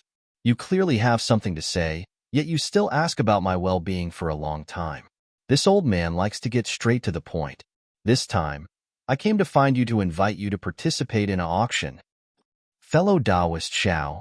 Fujiwen stood at the side, waiting for old monster Zhifeng to say a few words to Xiao Hua so that he could immediately take the time to greet old monster Zhifeng and then leave. However, he did not expect that old monster Zhifeng had already spoken of his intentions in a few words. Fujiwen was caught unprepared and hurriedly said, this one will wait outside first. Young Master Fu, there is no need. Xiao Hua waved his hand and said to old monster Zhifeng with a smile, fellow immortal, thank you for thinking highly of this Xiao. However, it is already late, and this Xiao still has to rush back. Let's talk about this later. Xiao Hua's intention was obviously to decline and not plan to go. However, old monster Zhifeng hurriedly said, Xiao Hua, this auction will be held in Bright Moon Lane, and it will be held in an hour. If you agree, this old man will bring you along right now. Old monster Zhifeng. Xiao Hua did not know whether to laugh or cry and explained, this Xiao just bid for the heavenly horse and has already given all the top-grade origin stones in my bag to start picking Lu. Now that my bag is empty, what's the use of going to that auction? Hearing Xiao Hua's words, old monster Zhifeng first laughed. You humans are all hypocrites. Your mouth is full of lies. This old man has been with you for a long time. Even if I don't want to learn, I have learned it. Previously, this old man lied to Zhu Qing, saying that I only have 500,000 top-grade origin stones on me. Even he did not believe this. So how can this old man believe your words? This old man will definitely not believe that you do not have extra origin stones. Xiao Hua rubbed his nose, looked at old monster Zhifeng and said indifferently, you are right. This Xiao does have origin stones in this small Chinkuan bag. However, this Xiao does not want to participate in any auction anymore. Tonight, this Xiao's harvest has already satisfied this Xiao. Hee hee, this is nothing. Old monster Zhifeng waved his hand and said, if this old man remembers correctly, you still have a so-called golden core cultivation method that you have not bid for. Of course, looking at your appearance, it is not because you do not have enough origin stones, but because that golden core cultivation method is not in your eyes, right? This is bad. Xiao Hua saw that even old monster Zhifeng saw something fishy, and he unconsciously became vigilant. Just from this, they should be able to know this Zhao's cultivation level, right? Without waiting for Xiao Hua to say anything, old monster Zhifeng advised again, in the auction at Zhai Xinglu, due to the rules of the hidden immortal continent, your Dao sect's cultivation methods and secret techniques, as well as some of the more secretive things of the Buddhist sect, do not dare to bid. However, in the auction that this old man is going to, there is no such misgivings. Presumably, the cultivation methods that you want can all be obtained. Even if the auction does not have the things that you want, you can also ask others to provide you with useful information. In short, this old man can pat his chest and guarantee that if you do not go, you will definitely regret it. Xiao Hua thought for a moment, and could only say directly, old monster Zhifeng, this Xiao just bid for the heavenly horse is something that you must obtain. To be honest, this Xiao does not understand your intentions. Therefore, although this little one has the intention to follow you to take a look at the auction, this little one does not dare to casually agree. Moreover, you and I have never met before. This auction is not something that ordinary people can enter. Why do you insist on inviting this Xiao to go? Good. Old monster Zhifeng clapped his hands and said, Xiao Hua, since you have said it so clearly, then this old man will also open the window and speak frankly. At this point, old monster Zhifeng said to Fu Jiwen, you can leave first. The words that follow are not suitable for you to hear. Yes, this one understands. When Fu Jiwen nodded, he glanced at Xiaohua. After obtaining Xiaohua's approval, he hurriedly left. Xiaohua, what you said just now is extremely true. This heavenly horse is something that this old man must obtain. It is extremely beneficial to this old man's cultivation. Old monster Jifeng watched Fu Jiwen's back disappear and hurriedly explained, however, you only know one side of the story and do not know the other. Other than this auction at Jai Xinglu having a heavenly horse, the auction after that will also have a strange beast that is similar to the heavenly horse. Previously, this old man sent a sound transmission to the Eastern Sea Patrol envoy, Ao Shuai, regarding the auction. This old man promised to help him obtain that strange beast. A strange beast that even the Eastern Sea Patrol envoy is interested in. This old man does not need to say anything, right? Oh. Xiaohua suddenly understood and said with a nod, you invited this Xiao to participate in the auction to ask this Xiao to help you, right? Indeed. Old monster Jifeng said with a smile, to be precise, I want to borrow the power of your demon pet. How do I help? What benefits does this Xiao have? What benefits? Hehe, Xiaohua, without this old man's guidance, you will not be able to enter this auction, and will not be able to bid for anything from the Dao sect. This is the benefit. Old monster Jifeng said with a cold smile. As for how to help, this old man has not thought of it yet. Actually, this old man and Ao Shuai have already reached an agreement. With the strength of our two sects, we will definitely be able to obtain that strange beast. This old man is only bringing you along as a hidden chess piece. If it can be used, that would be the best. If it can't be used, it is also fine. This is also the reason why this old man cannot give you any other benefits. Allow this Xiao to think about it, Xiaohua said with a frown. All right. Old monster Jifeng nodded. However, you do not have much time. This old man will wait here. If you agree. -11. Chapter 3302. Without waiting for old monster Jifeng to finish speaking, light flashed at the door of the room, and Zhu Qing's voice came from outside. Fellow immortal Xiao, may I enter? Hehe, young master Zhu, please enter. Xiaohua heard this, turned his head, and hastily called out. When Zhu Qing came in and saw that old monster Jifeng was also in the room, he wasn't surprised at all. He only nodded towards old monster Jifeng and said to Xiaohua, fellow immortal Xiao, the items in your small Qinkuan bag have already been appraised. It's more than 500,000 top-grade origin stones, but it's difficult to estimate exactly how much more it is. Therefore, I've specially come to explain to fellow immortal Xiao. If fellow immortal Xiao is willing to wait, please rest for a while in Star Picking Tower. When the sun rises, I'll return the excess origin stones to fellow immortal Xiao. If fellow immortal Xiao is unwilling to wait, then it won't be too late for fellow immortal Xiao to come and take the VIP token when you have the time.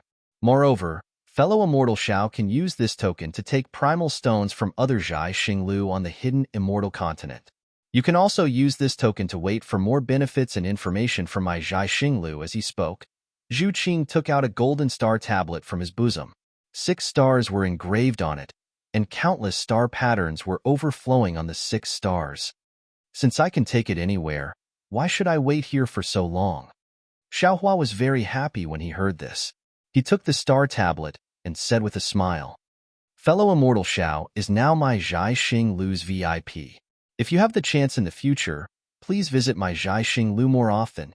Seeing Xiaohua accept the star tablet without any trace of politeness, Zhu Qing was also happy. He said with a smile, that's right, young master Duanmu has just left Jai Xinglu. According to my subordinate's report, he has already boarded the golden carriage.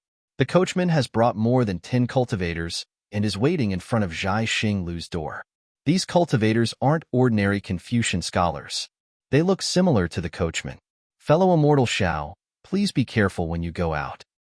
Since I'm your Jai Xinglu's VIP, why can't Jai Xinglu protect me? Xiaohua asked sarcastically. Zhu Qing said with a smile, if fellow immortal Xiao is in my Jai Xinglu, I will definitely protect you with my life. But once we leave Jai Xinglu, I won't be able to take care of you. Moreover, Young Master Duanmu is also an honored guest of Zhaixing Lu. How can I favor one over the other? Forget it. Forget it. Xiaohua waved his hand. It's just a clown. Don't mention it. Oh, young Master Zhu, according to old demon Jifeng, there's a place in Bright Moon Lane where the auction is being held. Do you know of it? Zhu Qing was stunned and asked curiously, Oh, there's also an auction? Why didn't I know about it? But it wasn't clear from his face whether he really didn't know. However, no matter how big Bright Moon Lane was, how could it escape Zhu Qing's eyes and ears? Xiaohua didn't believe that Zhu Qing didn't know about the auction. However, since Zhu Qing didn't admit it, Xiaohua couldn't do anything about it. However, he still held on to the last bit of hope and asked, It's normal that Zhu Gongzi doesn't know about it. However, this Xiao wants to know, in this auction that even Zhu Gongzi doesn't know about, would there be something that Bright Moon Palace didn't have? This. Zhu Qing hesitated slightly, glanced at old demon Jifeng and said, The auction that fellow immortal Xiao mentioned isn't public, so it can't be confirmed by the Copper Pillar country's royal family. Therefore, in that auction, the cultivators who participate in the auction won't be in Bright Moon Palace. With the protection of Zhu Qing and the other masters, their safety can be guaranteed. Moreover, everything in my Zhaixing Lu's auction has been appraised. My Zhaixing Lu can guarantee that it won't be fake. As for the auction that fellow immortal Xiao mentioned, it depends on one's own vision. No one can guarantee the authenticity of the treasures, so the result of the auction can only be borne by oneself. Of course, this auction doesn't put the rules of hidden immortal continent in their eyes, and also doesn't put the Copper Pillar country's royal family in their eyes. In particular, they absolutely won't have the same misgivings as my Zhaixing Lu, not daring to bid for anything. Fellow immortal Xiao is looking for Dao Sect's medicinal pills. They can be found there. Okay, thank you young Master Zhu for your explanation. This Xiao understands. Xiaohua nodded and made his decision. He turned to the silent old demon Jifeng and said, This Xiao has decided to participate in that auction. However, since this Xiao didn't get any promises from you, then this Xiao can't promise you anything. Good. Old demon Jifeng clapped his hands and said, It's as you said. We will head there now. Actually, this old man wants to borrow your matter. When you see it, you will definitely take the initiative to join hands with this old man. You don't have to worry at all. Zhu Qing saw that Xiaohua still decided to head there even though he had made his words so clear. He couldn't help but feel a little anxious. He had been in Zhaixing Lu for so many years and finally found a cultivator who could head to Star Moon Palace. How could he bear to give up? After thinking for a while, Zhu Qing still reminded, Fellow immortal Xiao, there is an old saying in hidden immortal continent. A greedy snake tries to swallow an elephant. Fellow immortal Xiao has already bid for many rare treasures in my Zhaixing Lu today. This Zhu feels that fellow immortal Xiao should stop before going too far. Of course, this is this Zhu's own opinion. If fellow immortal Xiao feels that it is very safe to head there with fellow immortal Jifeng, then just pretend that this Zhu never said this. After speaking, Zhu Qing didn't look at Xiaohua's and old demon Jifeng's expressions. He cupped his hands and said, Once again, I thank both fellow immortals for coming to my Zhaixing Lu. I hope that I can still see both fellow immortals at the next auction. Although Zhu Qing emphasized the two words, still can, she didn't stay any longer. She turned around and left. Old demon Jifeng's expression didn't change. Seeing Zhu Qing leave, he also smiled and said, What little friend Zhu said is indeed reasonable. This old man can't guarantee your safety. You have to consider it carefully. It's fine, it's fine. Xiaohua waved his hand and said, This Xiao isn't a 3-year-old boy. How can I not understand these interests? Since this Xiao has decided to head there, then let's go. Please. A strange look flashed across old demon Jifeng's eyes. However, this strange look was so obscure that Xiaohua couldn't see it. Soon after, old demon Jifeng raised his hand to signal. Xiaohua opened the door and followed old demon Jifeng to the door. At this moment, other than the two women and Fu Jiwen, there was no one else at the door. One of the unfamiliar women saw old demon Jifeng come out and hastily walked to the side and respectfully saluted. Xiao Yi, who was in Xiaohua's room, also respectfully stepped forward and saluted. Xiao Yi respectfully sends senior off. Have the other VIPs in the other rooms left? Xiaohua nodded and asked tentatively. Xiaoyi smiled and said, Senior knows. Xiaoyi doesn't know if the other VIPs have left or not. However, if there is nothing else, they have already left Zhai Xinglu. All right, lead the way. Xiaohua glanced at old demon Jifeng and instructed Xiao Yi, Senior, this way please. Xiao Yi responded and led Xiaohua and the others out of the Bright Moon Palace. After a few steps, they arrived under the straight osmanthus tree. Xiaohua paused slightly and sized up this osmanthus tree. He then turned his head to look at the huge vermilion palace. He couldn't help but think of the girl in Longevity Town who liked little white rabbits. I wonder how her injuries are. Her relationship with her father. Has it already been mended? Xiaohua was just thinking about it. He then followed Xiao Yi out of the moon door because he knew that the lifespan of people in the secular world was extremely short. Although Hao family's eldest miss was still young, once he left Longevity Town, who knew when he would be able to return? He was afraid that this girl would never see him again in her lifetime.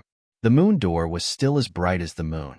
However, when Xiaohua walked past the moon door, a cool breeze blew past and the mask on his face suddenly disappeared. What appeared in front of him was a short flight of stairs.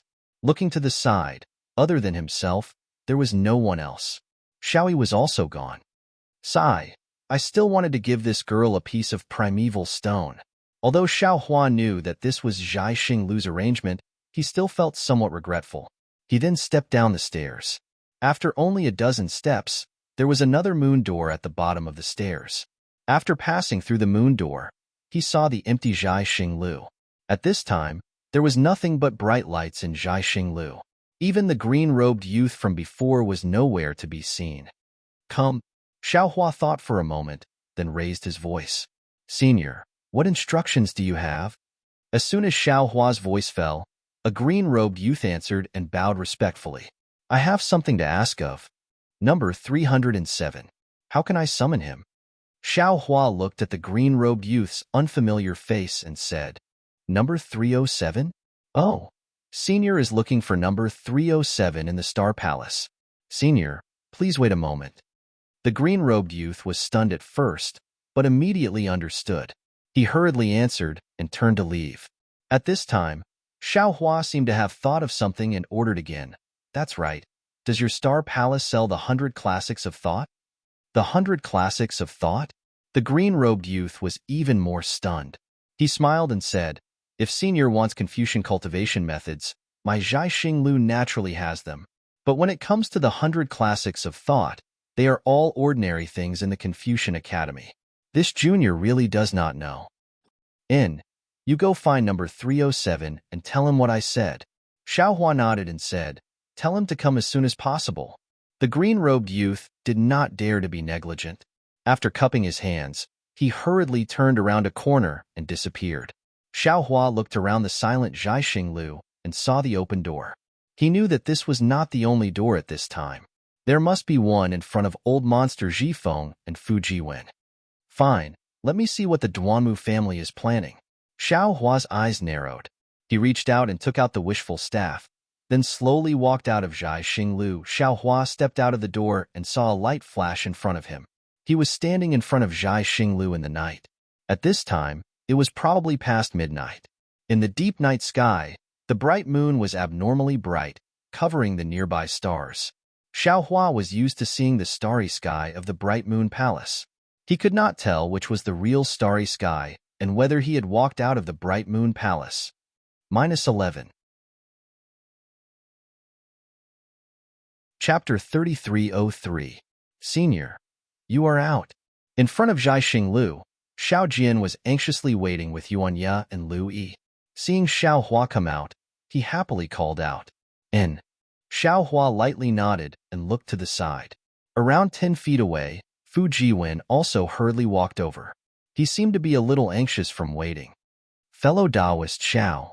Fu Jiwen approached and looked at Xiao Jian and the rest. He whispered, Is this your disciple? Not really a disciple. Xiaohua waved his hand and asked, Where is old demon Jifeng? Senior Jifeng left first. Before he left, he asked fellow Taoist Xiao to be sure to reach the bridge in front of Drifting Smoke River in 15 minutes. There is a dragon boat parked there. If Senior can't make it, then you don't have to go this time. Xiaohua nodded and asked, Do you know that place? I know that place. It is only a few dozen feet away from Zhaixing Lu. It is right there. Fu Jiwen pointed with his finger and smiled. Hee, do you still need 15 minutes? Xiaohua smiled coldly and raised his eyes to look outside the signboard of Zhaixing Lu. He saw that at the location of Dark Night, there were a dozen boorish men wearing the same golden armor as Duanmu Qiu standing there in a strange formation. They looked scattered and strange. Young Master Fu, you wait and get to know them, Xiaohua said. Later, you will follow them to Seven Suns Temple.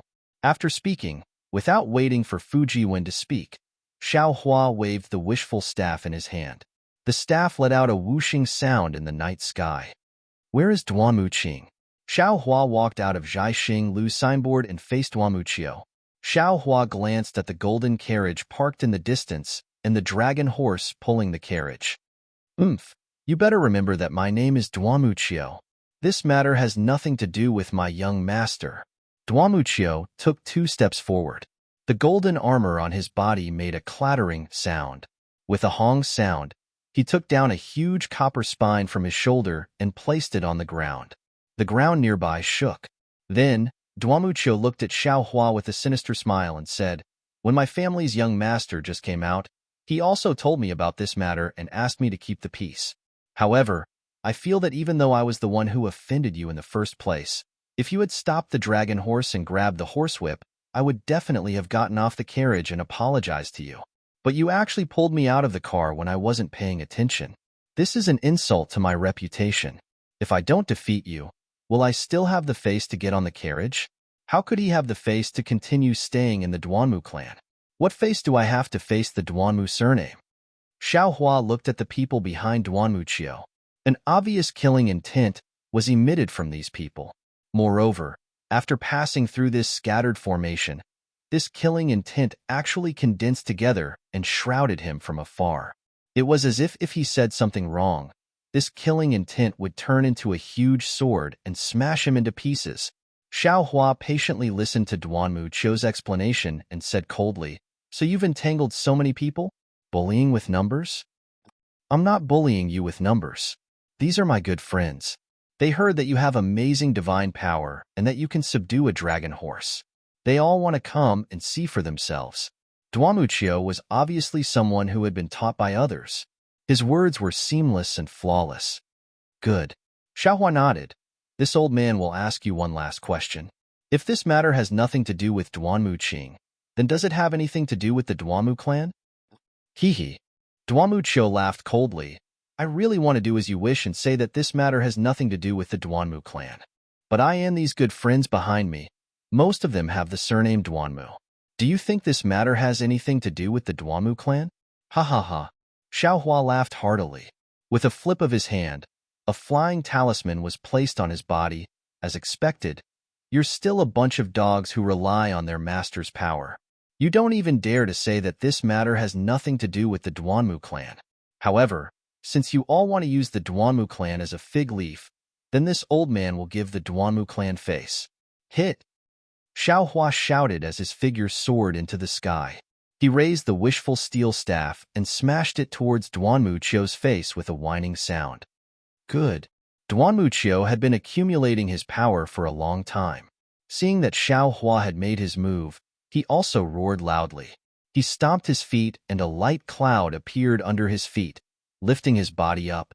The muscles on his arms flowed like water, and with a whoo sound, he lifted up the huge copper spine. Following a gust of wind around Duanmu Qiu, he rushed towards Xiaohua's wishful steel rod. At the same time, the 10 people behind Duanmu Qiu also moved. Each of them let out a loud roar and brandished their fists and legs, striking towards Xiaohua's direction with all their might. Woo! It was as if a mountain was collapsing.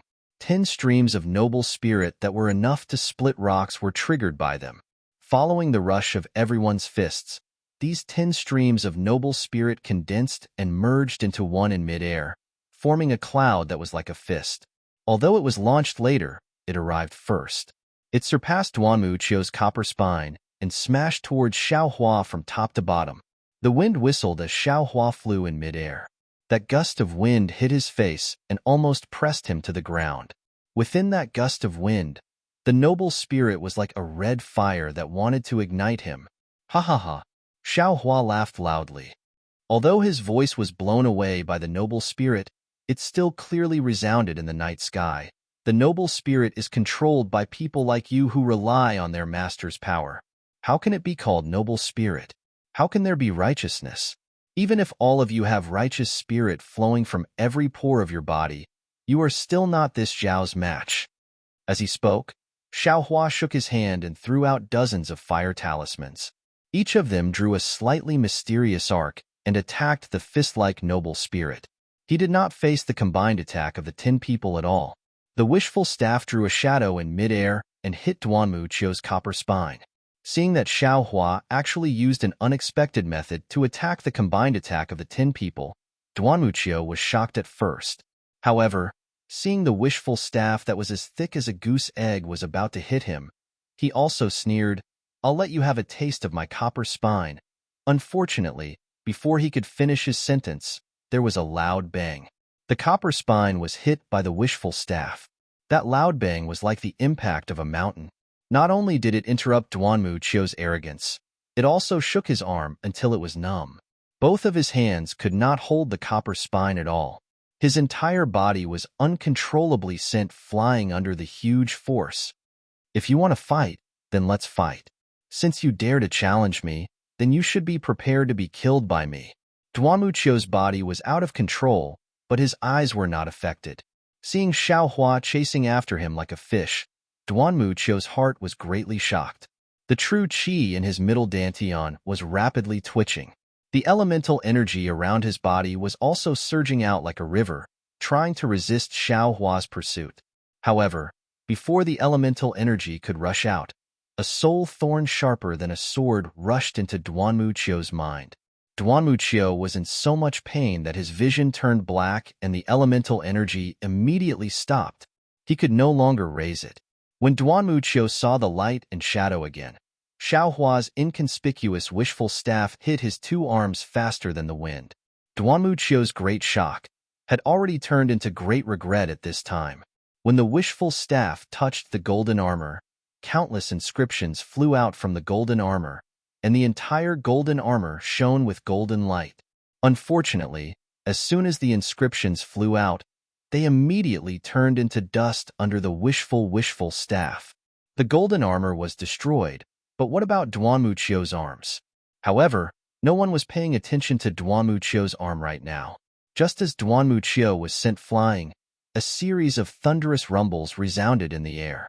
A dozen fire talismans were comparable to a dozen Foundation establishment cultivators' attack.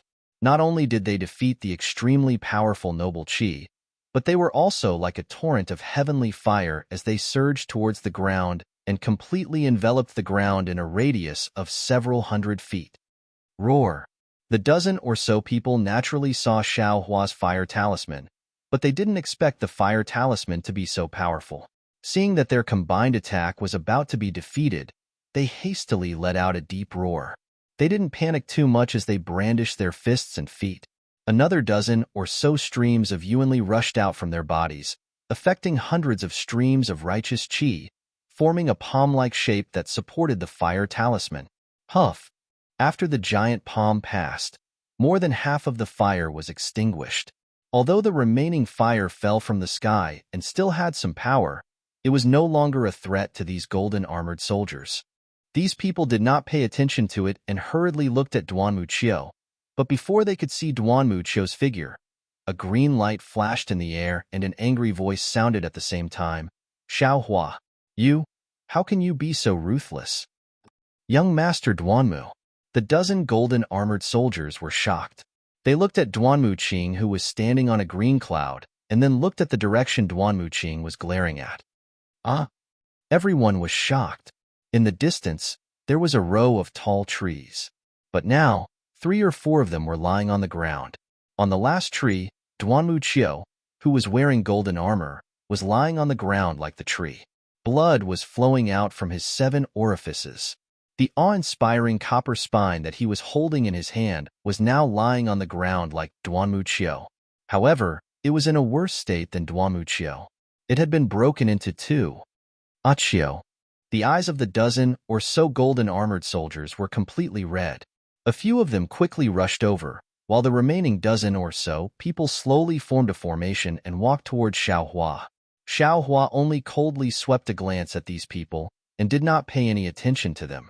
He looked at Duanmuqing and replied, Duanmuqing, how am I ruthless? Did I kill Duanmuqiu? Did I kill these Huang clan soldiers? You can just defeat Achio. Why did you shatter his arms? Duanmuqing bit her lips and said, Achio does not know your strength, but I do. You are his senior. Why did you bully him like this? Do you still want face? -11. Chapter 3304. Ha ha ha, Xiaohua laughed loudly. You also know that I am Duanmuqiu's senior. Then why didn't you stop him? Since he dared to offend me, why can't I teach him a lesson? Is this old man's face to be offended? Soon after, Xiaohua pointed at the dozen people who were approaching and coldly said, Look at these people. They clearly know that they are no match for me. So why did they still charge forward? Could it be that I can't make a move just because I am a senior? Could it be that they dare to do whatever they want just because they have the name Duanmu? Don't they know how to respect their seniors? Why don't you say that they are bullying you with numbers? They only know that your arms have shocking divine strength and can subdue a dragon horse, so they want to see it for themselves. Why should I stop them?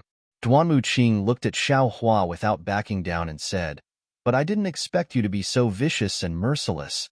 You haven't seen true vicious and merciless yet. Seeing that the dozen people were already below him, Xiaohua indifferently said, You, or these golden armored soldiers are willing. I will let you see what is vicious and merciless. Xiaohua, are you challenging my Duanmu family? Duanmuqing's eyes flashed with a strange light as she said loudly, Duanmuqing, are you challenging me? Xiaohua also coldly snorted. His voice was not inferior to Duanmuqing's.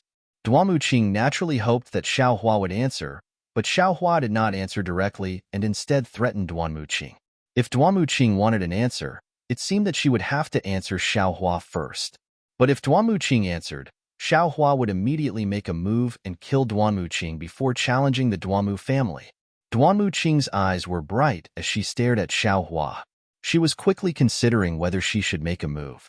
Unfortunately, when she thought of Xiaohua's divine strength, Huafu, Little Black, Pegasus, and even Xiaohua's strength of first-grade essence force, Duanmuqing did not have any confidence. Forget it. Duanmuqing waved her hand. Achio is the driver of my Duanmu clan's golden chariot. You injuring Achio is not something that I can do anything about. In the future, there will naturally be people who will question you. Xiaohua, let me give you a piece of advice. Don't think that you can be arrogant just because you have some cultivation. There's always someone better than you. There are still many people and things that you don't know about. Duanmuqing, I will remember your words. However, this Xiao will also give you a piece of advice. Don't think that no one knows what's going on here. Even the aristocratic families of Confucian cultivators can't block the mouths of the people of the world. A carriage driver from the Duanmu clan was so precious that he could only bully others, but others couldn't retaliate. This Xiao is waiting for your Duanmu family's punishment. I want to see if the so-called scholarly clans of today still have justice, fairness, and justice. Justice, fairness, and justice. A trace of mockery flashed in Duanmuqing's eyes. She smiled coldly and waved her hand. Let's go. Let this Taoist priest wait for his justice. As she spoke, Duanmuqing waved her hand. She activated the light cloud under her feet and landed on the golden carriage in the distance. At this moment, Duanmuqiu had already stood up with the help of two golden armored soldiers. Although his arms were shattered and his body was injured, his legs were fine. He looked a little weak as he walked, but when he turned his head to look at Xiaohua, his eyes were filled with fear and hatred. The other 10 golden armored soldiers were afraid that Xiaohua would suddenly injure them and didn't dare to be careless. They arranged themselves in a scattered formation and slowly left. In just a moment, they had all gathered around the golden carriage. As for Xiaohua, he didn't even place these golden armored soldiers in his eyes. When Duanmu Qing flew away, he didn't stop. He sent out his divine perception and saw that the few divine perception and essence perception that came into contact with his divine perception had all retreated and landed in front of Zhai Xing Lu's signboard. Below the signboard, other than Fu Jiwen, Xiao Jian, and the others, there was only the green-clothed youth called number 307. At this moment, the green-clothed youth's eyes flashed with an indescribable brilliance. When he saw Xiaohua land, he hurriedly bowed respectfully. Junior greets senior. And, have you done what I instructed you to do? Xiaohua waved his sleeves and asked the green-clothed youth. Junior has done it. The green-clothed youth hurriedly took out a small Chinquan bag and handed it over. Other than the map and some strange items that Senior wanted, Junior has also helped Senior find the 100 classics of thought. In addition, Senior gave me a lot of essence stones. Junior took the initiative to find some common cultivation techniques for Senior. Xiaohua took the small Chinquan bag and kept it without even looking. He took out a few mid-grade essence stones and handed them over, smiling. Many thanks to you this time. These are some thanks from this old man. I don't dare. I don't dare. The green-clothed youth hurriedly waved his hand. There are still a few pieces of essence stones left from Senior. Take it. Xiaohua flung his hand and the essence stones landed in front of the youth. If you can, give 2 pieces to Bright Moon Palace's Xiao. After speaking, Xiaohua left without turning his head back. Seeing Xiaohua leave, Fu Jiwen, Xiao Jian, and the others hurriedly chased after him. After several people left, Zhu Qing slowly walked out of Zhai Xing Lu's door and looked at their backs with deep worry on her face. Tower Master. The green-clothed youth took the essence stones and said in a low voice, that Senior insisted on giving this. And keep it for yourself. Give 2 pieces to Lianhong. Zhu Qing nodded, but her gaze left Xiaohua and the others and looked at the river in the distance. The green-clothed youth didn't dare to disturb Zhu Qing and hurriedly entered Zhai Xing Lu. Zhu Qing kept watching, and after a long while, she sighed. Midnight has already passed, and the ghosts have already returned. But why are there still so many demons in this world? Xiaohua didn't hear Zhu Qing's sigh. Instead, under Fu Jiwen's lead, he came to the side of a stone arch bridge. The river under the stone arch bridge still flowed as before, but the clear river water was now filled with the smell of alcohol and cosmetics. Occasionally, there would be Confucian headscarves and women's tube tops floating by. It was unknown which debauchee did this. At this moment, a pleasure boat was docked by the river bank. This pleasure boat was several meters in size and was almost as wide as the river. Moreover, this pleasure boat was different from the usual ones. At the railing in front of the pleasure boat, there was a coiling dragon carved from red paulownia wood, baring its fangs and brandishing its claws fiercely. In the middle of the boat, where the boat's tower was completely hollow. Strips of gauze covered the empty railing. Although some lights could be seen through the gauze, the situation inside could not be seen. Fellow Taoist Xiao, seeing this pleasure boat from afar, Fu Jiwen said in a low voice, this should be the dragon boat that the demon clan senior mentioned. Yes, there's no mistake. Xiaohua scanned with his divine sense and said with a nod, this Xiao will get on the dragon boat now. You follow Xiao Jian and the others back to Seven Suns Temple first. When Xiaohua returns tomorrow morning, we will pay a visit to Great Master Dao Shan together. Yes, Fu Jiwen replied and turned to look at Xiao Jian. Ever since Xiao Jian came out from Star-Picking Tower, other than being anxious, he was only depressed. Other than being silent, there was only silence. Xiaohua naturally knew that Xiao Jian didn't get anything from the auction and was worried about when he would recover his cultivation. However, he didn't say anything and turned to walk towards the dragon boat. Senior, be careful. Louis looked at Xiaohua's back and couldn't help but shout, yes, I know. You all should go back and rest early. Xiaohua turned his head and smiled. He waved his hand and said, this Xiao will return tomorrow morning. When he walked to the front of the pleasure boat, 2 strands of divine sense and 2 strands of divine sense swept over him. Xiaohua raised his voice and said, since you want to watch the show, why don't you go closer? Watching from afar. I'm afraid it's not satisfying enough. Hee hee, fellow immortal Xiao is really awe-inspiring. Just as Xiao Hua's voice fell, a charming voice rang out. Then, the exceptionally beautiful Princess Bai Hua walked out from the veil of the pleasure boat and looked at Xiao Hua with a faint smile. Moonlight beauty. It's all the moon's fault. The beauty was unexpectedly so smooth. Princess Bai Hua?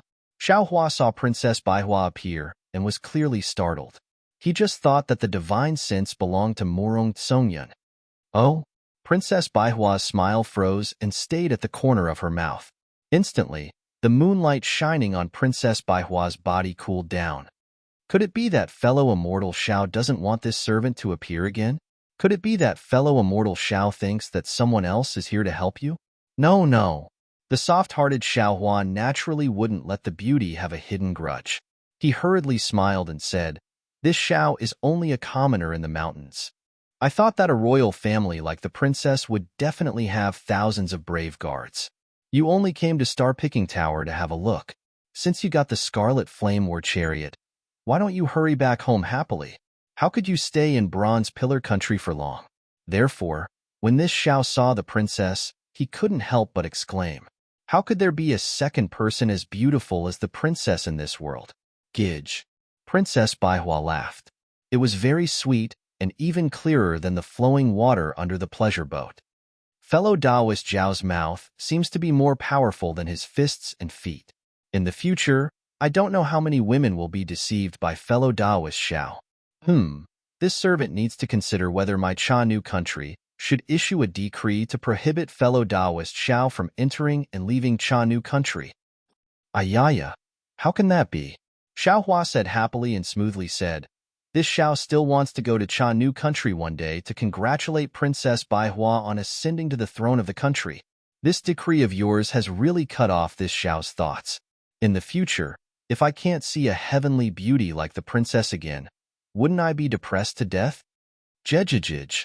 Princess Bai Hua's laughter became louder and louder. She seemed to enjoy Xiao Hua's undisguised flattery. "Xiao Hua, if you want to go, then hurry up and get on the boat. In a moment, this boat will set sail." Old monster Ji Feng's voice sounded, not knowing whether to laugh or cry. "If you continue to tease that little girl under the boat, even if you want to go, you won't be able to go." AI. After seeing Princess Bai Hua, how could this Xiao still want to go to any other place? Xiao Hua sighed and flew up. "I only wish to stand by this river for 100 days and 1,000 days. I also won't feel tired." -11. Chapter 3305. Really? Princess Bai Hua's face blushed. Even her jade-like neck turned red. Princess Bai Hua slightly lowered her head. Her cloud-like black hair fluttered in the wind, and her white chin rested on her palace dress. "Of course I'm lying to you. How many words of truth can these Taoist priests speak? If they don't have glib tongues, how can they fill their stomachs?" A cold voice came from the veil of the pleasure boat. "If you don't believe me, I'll catch a few Taoist priests on the streets of Bronze Pillar Country tomorrow for you to see." Xiao Hua was also familiar with this voice.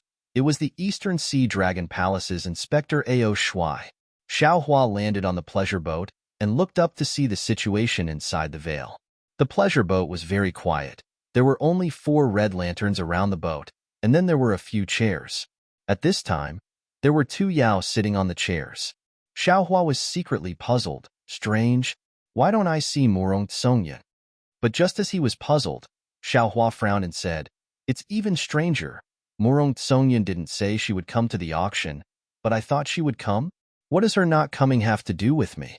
Why do I suddenly think of her?" Xiao Hua. Princess Bai Hua's voice suddenly became like a mosquito. "Why don't you answer my question? Are you thinking of someone else?"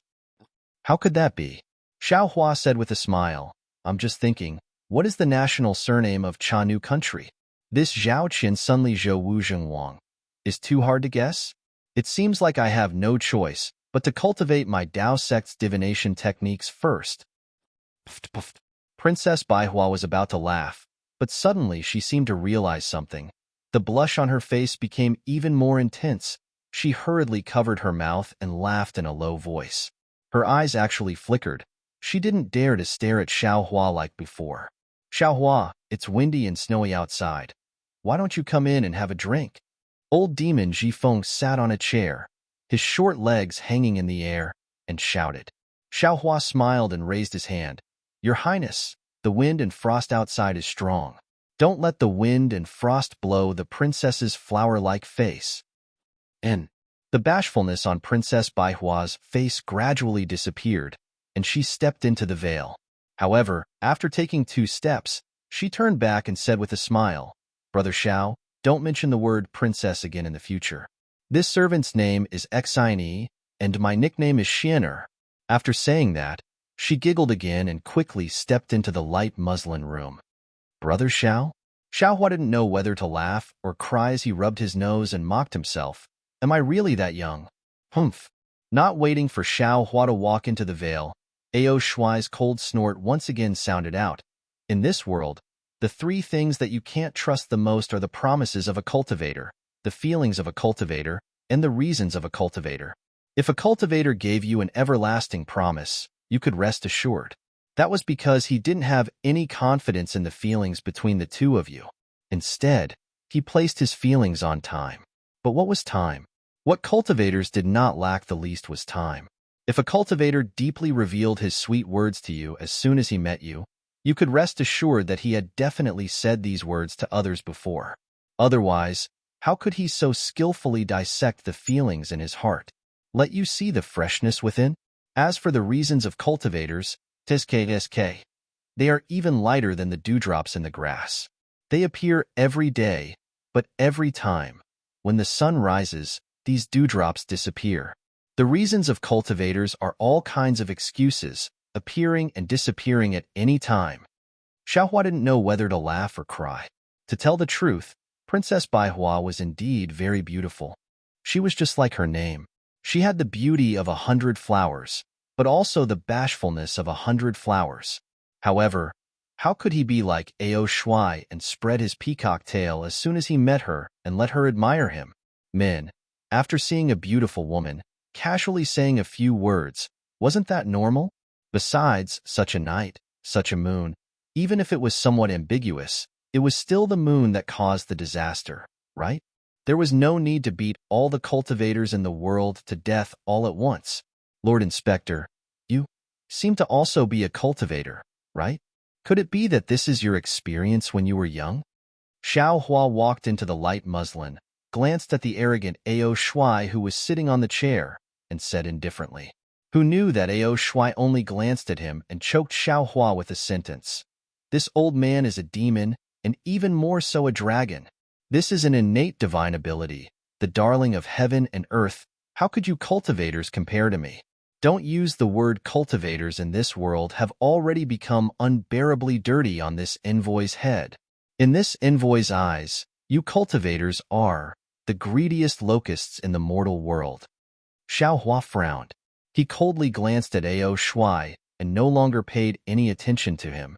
Who would want to talk to this ugly dragon-headed humanoid? Hee, Brother Ao's words are a bit extreme. Old monster Jifeng, who was sitting on the other chair, hastily stood up and reached out with his hand. He took out a dark green copper pot and a wine cup from his bosom, walked in front of Xiao Hua, smiled and handed it over to Xiao Hua, then said to Ao Shuai, how many billions of cultivators are there in the world? So many cultivators, how can you generalize them? There must be someone as straightforward as Xiao Hua, right? Ao Shuai glanced at old demon Jifeng from the corner of his eyes. He raised his hand and poured the wine that was as red as blood into his mouth. He said indifferently, we demons are the true rulers of this world. Humans are nothing more than food for us. They have taken advantage of the heavens to live in this world. But now, these locust-like things have actually occupied 2 continents, squeezing us geniuses to the 1,000-demon sacred realm. Our sacred dragon race has no choice but to settle down in the dragon palace of the 4 seas. Haha, dragon palace. Sounds very mysterious, but that is the bottom of the ocean. It doesn't see the sun all day long. It only relies on pearls for illumination. Regardless of whether it is armor or weapons, they're all covered in seaweed and rust. Who wouldn't want to lie under the warm sunshine, sleep in, and stretch their bodies? Unfortunately, these places are all occupied by humans. Even when this old man is rolling on the beach, there are people peeping. Hee hee. Old monster Jifeng smiled and raised his hand, indicating Xiao Hua to pour wine for him, but he himself tried to smooth things over. Brother Ao is from the dragon race. Your birth is noble. This old man is nothing more than a lowly demon. How can I have so many thoughts? To be able to cultivate for one more day, to live for one more day is this old man's pursuit. As for whether it is a human, demon, Confucian, Buddhist, or even Taoist, this old man doesn't care. As he spoke, he pointed at the wine in front of Ao Shuai and said with a smile, "Besides, isn't Brother Ao's wine the 100 flowers little girls toast? Your Dragon Palace's wine is indeed good, but there is only one taste. Drinking it every day is already boring, right? How can it compare to hidden immortal continents' endless wine? Also, the cultivators that Brother Ao mentioned just now. Hee. Don't tell me that Brother Ao didn't transform into a human to train in the mortal world? Humph. Xiao Hua at the side snorted coldly. My human race is the spirit of all living things, where the heaven and earth are. No matter if it is intelligence or cultivation, we are the best. When cultivating, we can advance 1,000 miles in a day. How can demons compare? The best medium for cultivation in the world was none other than human beings. Everything in the world would eventually transform into the Tao of human form. That was why there were so many flowers, birds, fishes, and insects in the world who tried their best and went through all kinds of trials and tribulations to finally attain the Tao and cultivate into a human form. However, there are so many twists and turns. Only when they reach the basic human form can they obtain the simplest conditions for cultivation. You are the Eastern Sea Patrol. Didn't you also go to the mortal world of my human race to train? Taste all the flavors of my human race? Sharpen my intellect? Ha. Hearing Xiao Hua's words, Ao Shuai laughed until he swayed back and forth, those sharp dragon claws scratching in the air as if he heard the funniest thing in the world. Seeing Ao Shuai laughing at him like this, Xiao Hua didn't say much. He raised the wine pot and sniffed it, then placed it on the table in front of him. Although the spiritual wine was good, Xiao Hua didn't like it. Now, in front of Ao Shuai and old demon Jifeng, he couldn't drink too much. While Ao Shuai was laughing, the dragon-shaped pleasure boat began to move. The sound of a flute resounded from the bow of the boat. It was Princess Baihua, who had entered the vale a step earlier. She didn't linger around old monster Jifeng and Ao Shuai for long. She walked to the bow of the boat and actually began to play the flute. The clear water is long. The flute sounds are faint. The moonlight entices. The thoughts are sorrowful. The boat swims. The pleasure boat passed through the arched bridge, turned a corner, and entered another river. This river was clearly much wider than before, and there were fewer pleasure boats. Ao Shuai's laughter gradually died down amidst the flute sounds. His mocking gaze looked at Princess 100 Flowers back, then landed on the messy water. After a while, he drank a cup of wine and said, "Sigh, I have to say, although humans are cunning and selfish, they are also smart. Not to mention cultivation. Even the Tao of zither, go, calligraphy, and painting is not something we demons can compare to. It's definitely not a coincidence that this world is filled with humans." That's right. Old demon Jifeng took the opportunity to laugh. Our 1,000 demons' sacred realm's Archean Aeon Ridge is filled with the sound of wind all day long. It's either lion's roar or wolf's howl. How can there be such beautiful music? If we don't enter the hidden immortal continent and don't take human form, how can we know? What a pity. How could an ignorant person like you know what we are thinking? They actually think that they are the spirits of all living things, and that everything in this world has to follow them. Not to mention that flowers, birds, insects, and fish can't be lumped together. Even if they are considered the same species, they can't be considered demons. Taking a step back, even if they can take human form and look like humans, how can they cultivate like humans? Taking human form is just for a better survival. If this world is filled with cockroaches, they will definitely turn into cockroaches. Ao Shuai sighed and said without looking at Xiao Hua, "Humans being the spirits of all living things is just laughable arrogance." humans being the leader of all living things is even more lamentable self-deception. He. Xiao Hua laughed and looked up. Ao Shuai, let me ask you, why did you take human form? Why did you come to the hidden immortal continent to train? -11. Chapter 3306. Xiaohua, didn't this old man say it just now?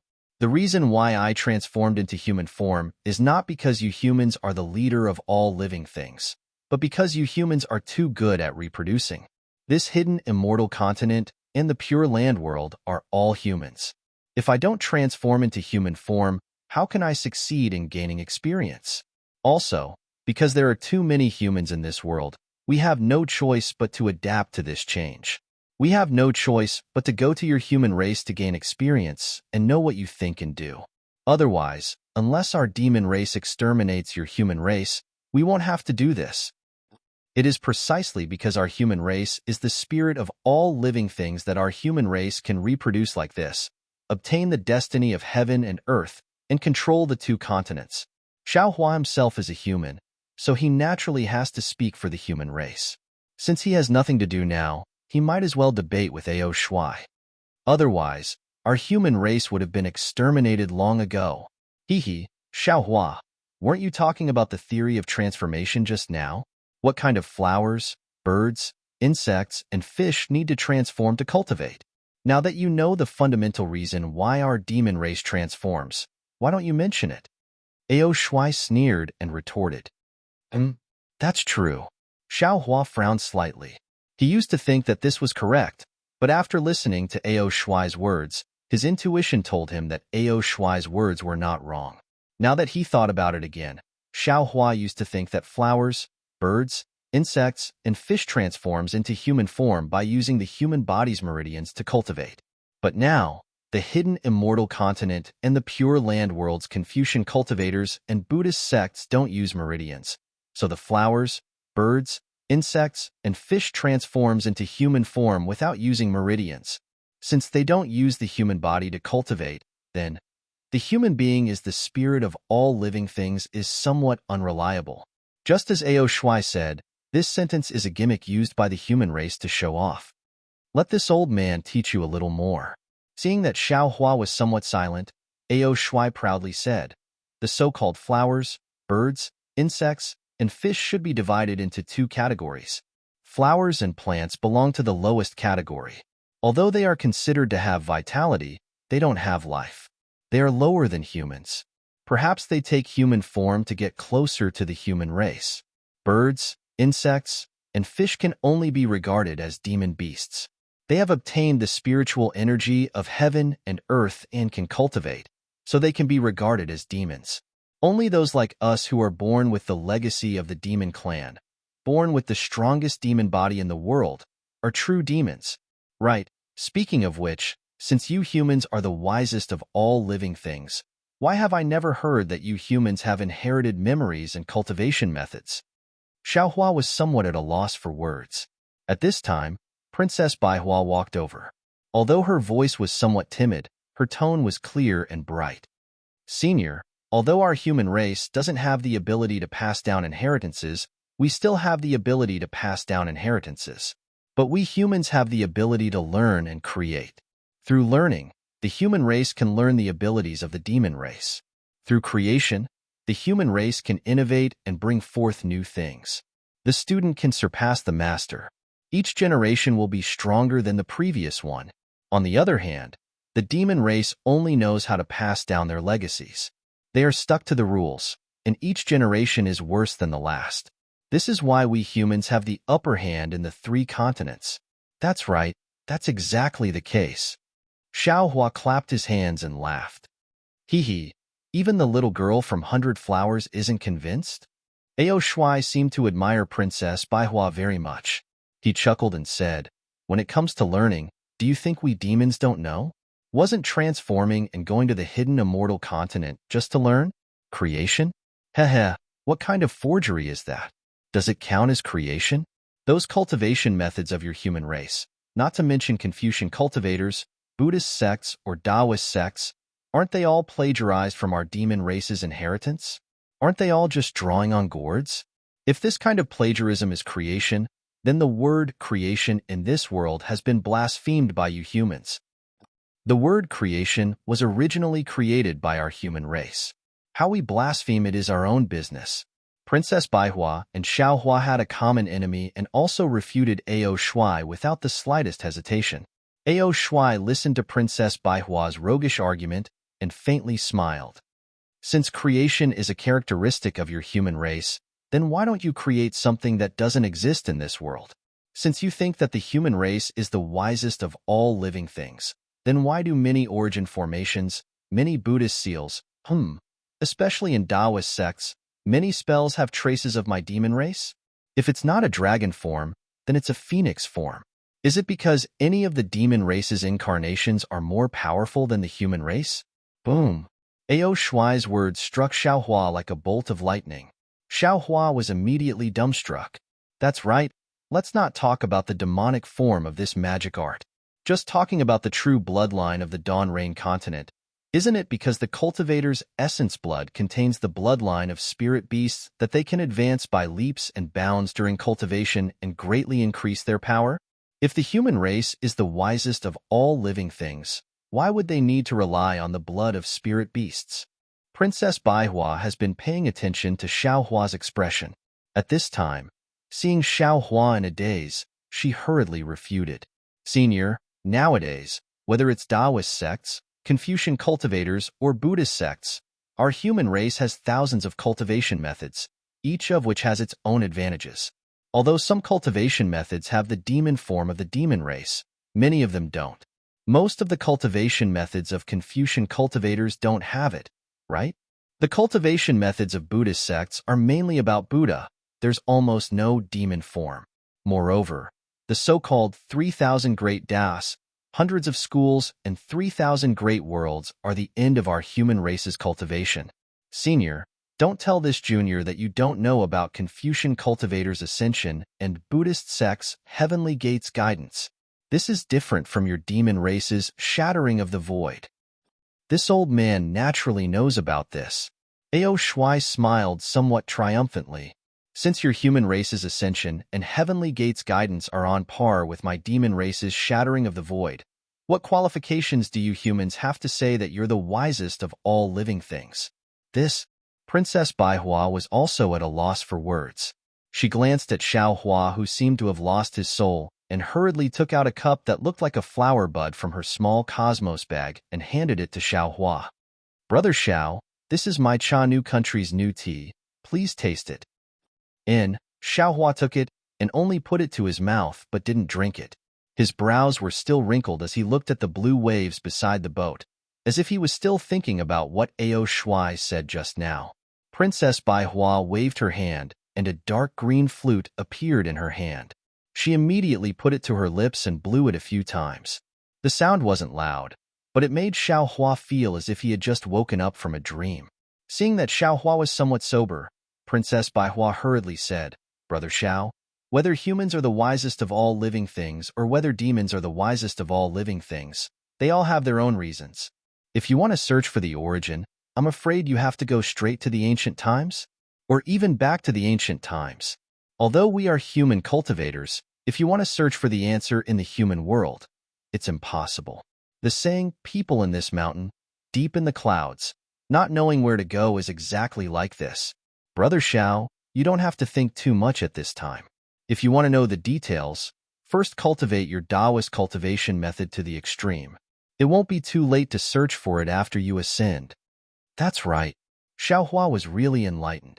This matter was related to the ancient times. What was the use of thinking too much about it? Xiaohua smiled at Princess Baihua, then glared at Ao Shui. He knew that this guy had bad intentions and wanted to destroy his Dao heart. Fortunately, his Dao heart wasn't damaged at all under Princess Baihua's protection. Ao Shui saw that Xiaohua had woken up and sighed in his heart. He raised the wine cup in his hand and drank it in one gulp.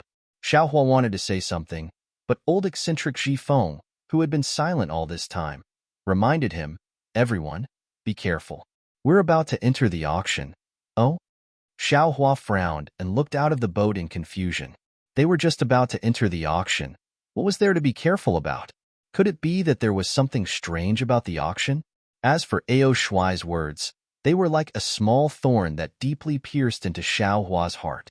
Princess Baihua's words might be reasonable and represent the thoughts of all humans, but they were, after all, true humans. They could only think from the perspective of humans. However, Xiao Hua was now somewhat different from a pure human. Whether it was the Taoist, Confucian, and Buddhist cultivation methods, the tempering of dragon veins, phoenix body, and divine bones, or even the cultivation of demon blood, they all gave him more opportunities to come into contact with things that humans didn't know about. They gave him the fate to come into contact with things that ordinary people couldn't understand. Although Ao Shuai's words were a bit extreme, if one really thought about it, they were somewhat reasonable. Under the gaze of Xiao Hua and the others, the pleasure boat quietly floated forward, as if it was being supported by a hand. And in front of the pleasure boat, there was an arch bridge. This arch bridge was very desolate.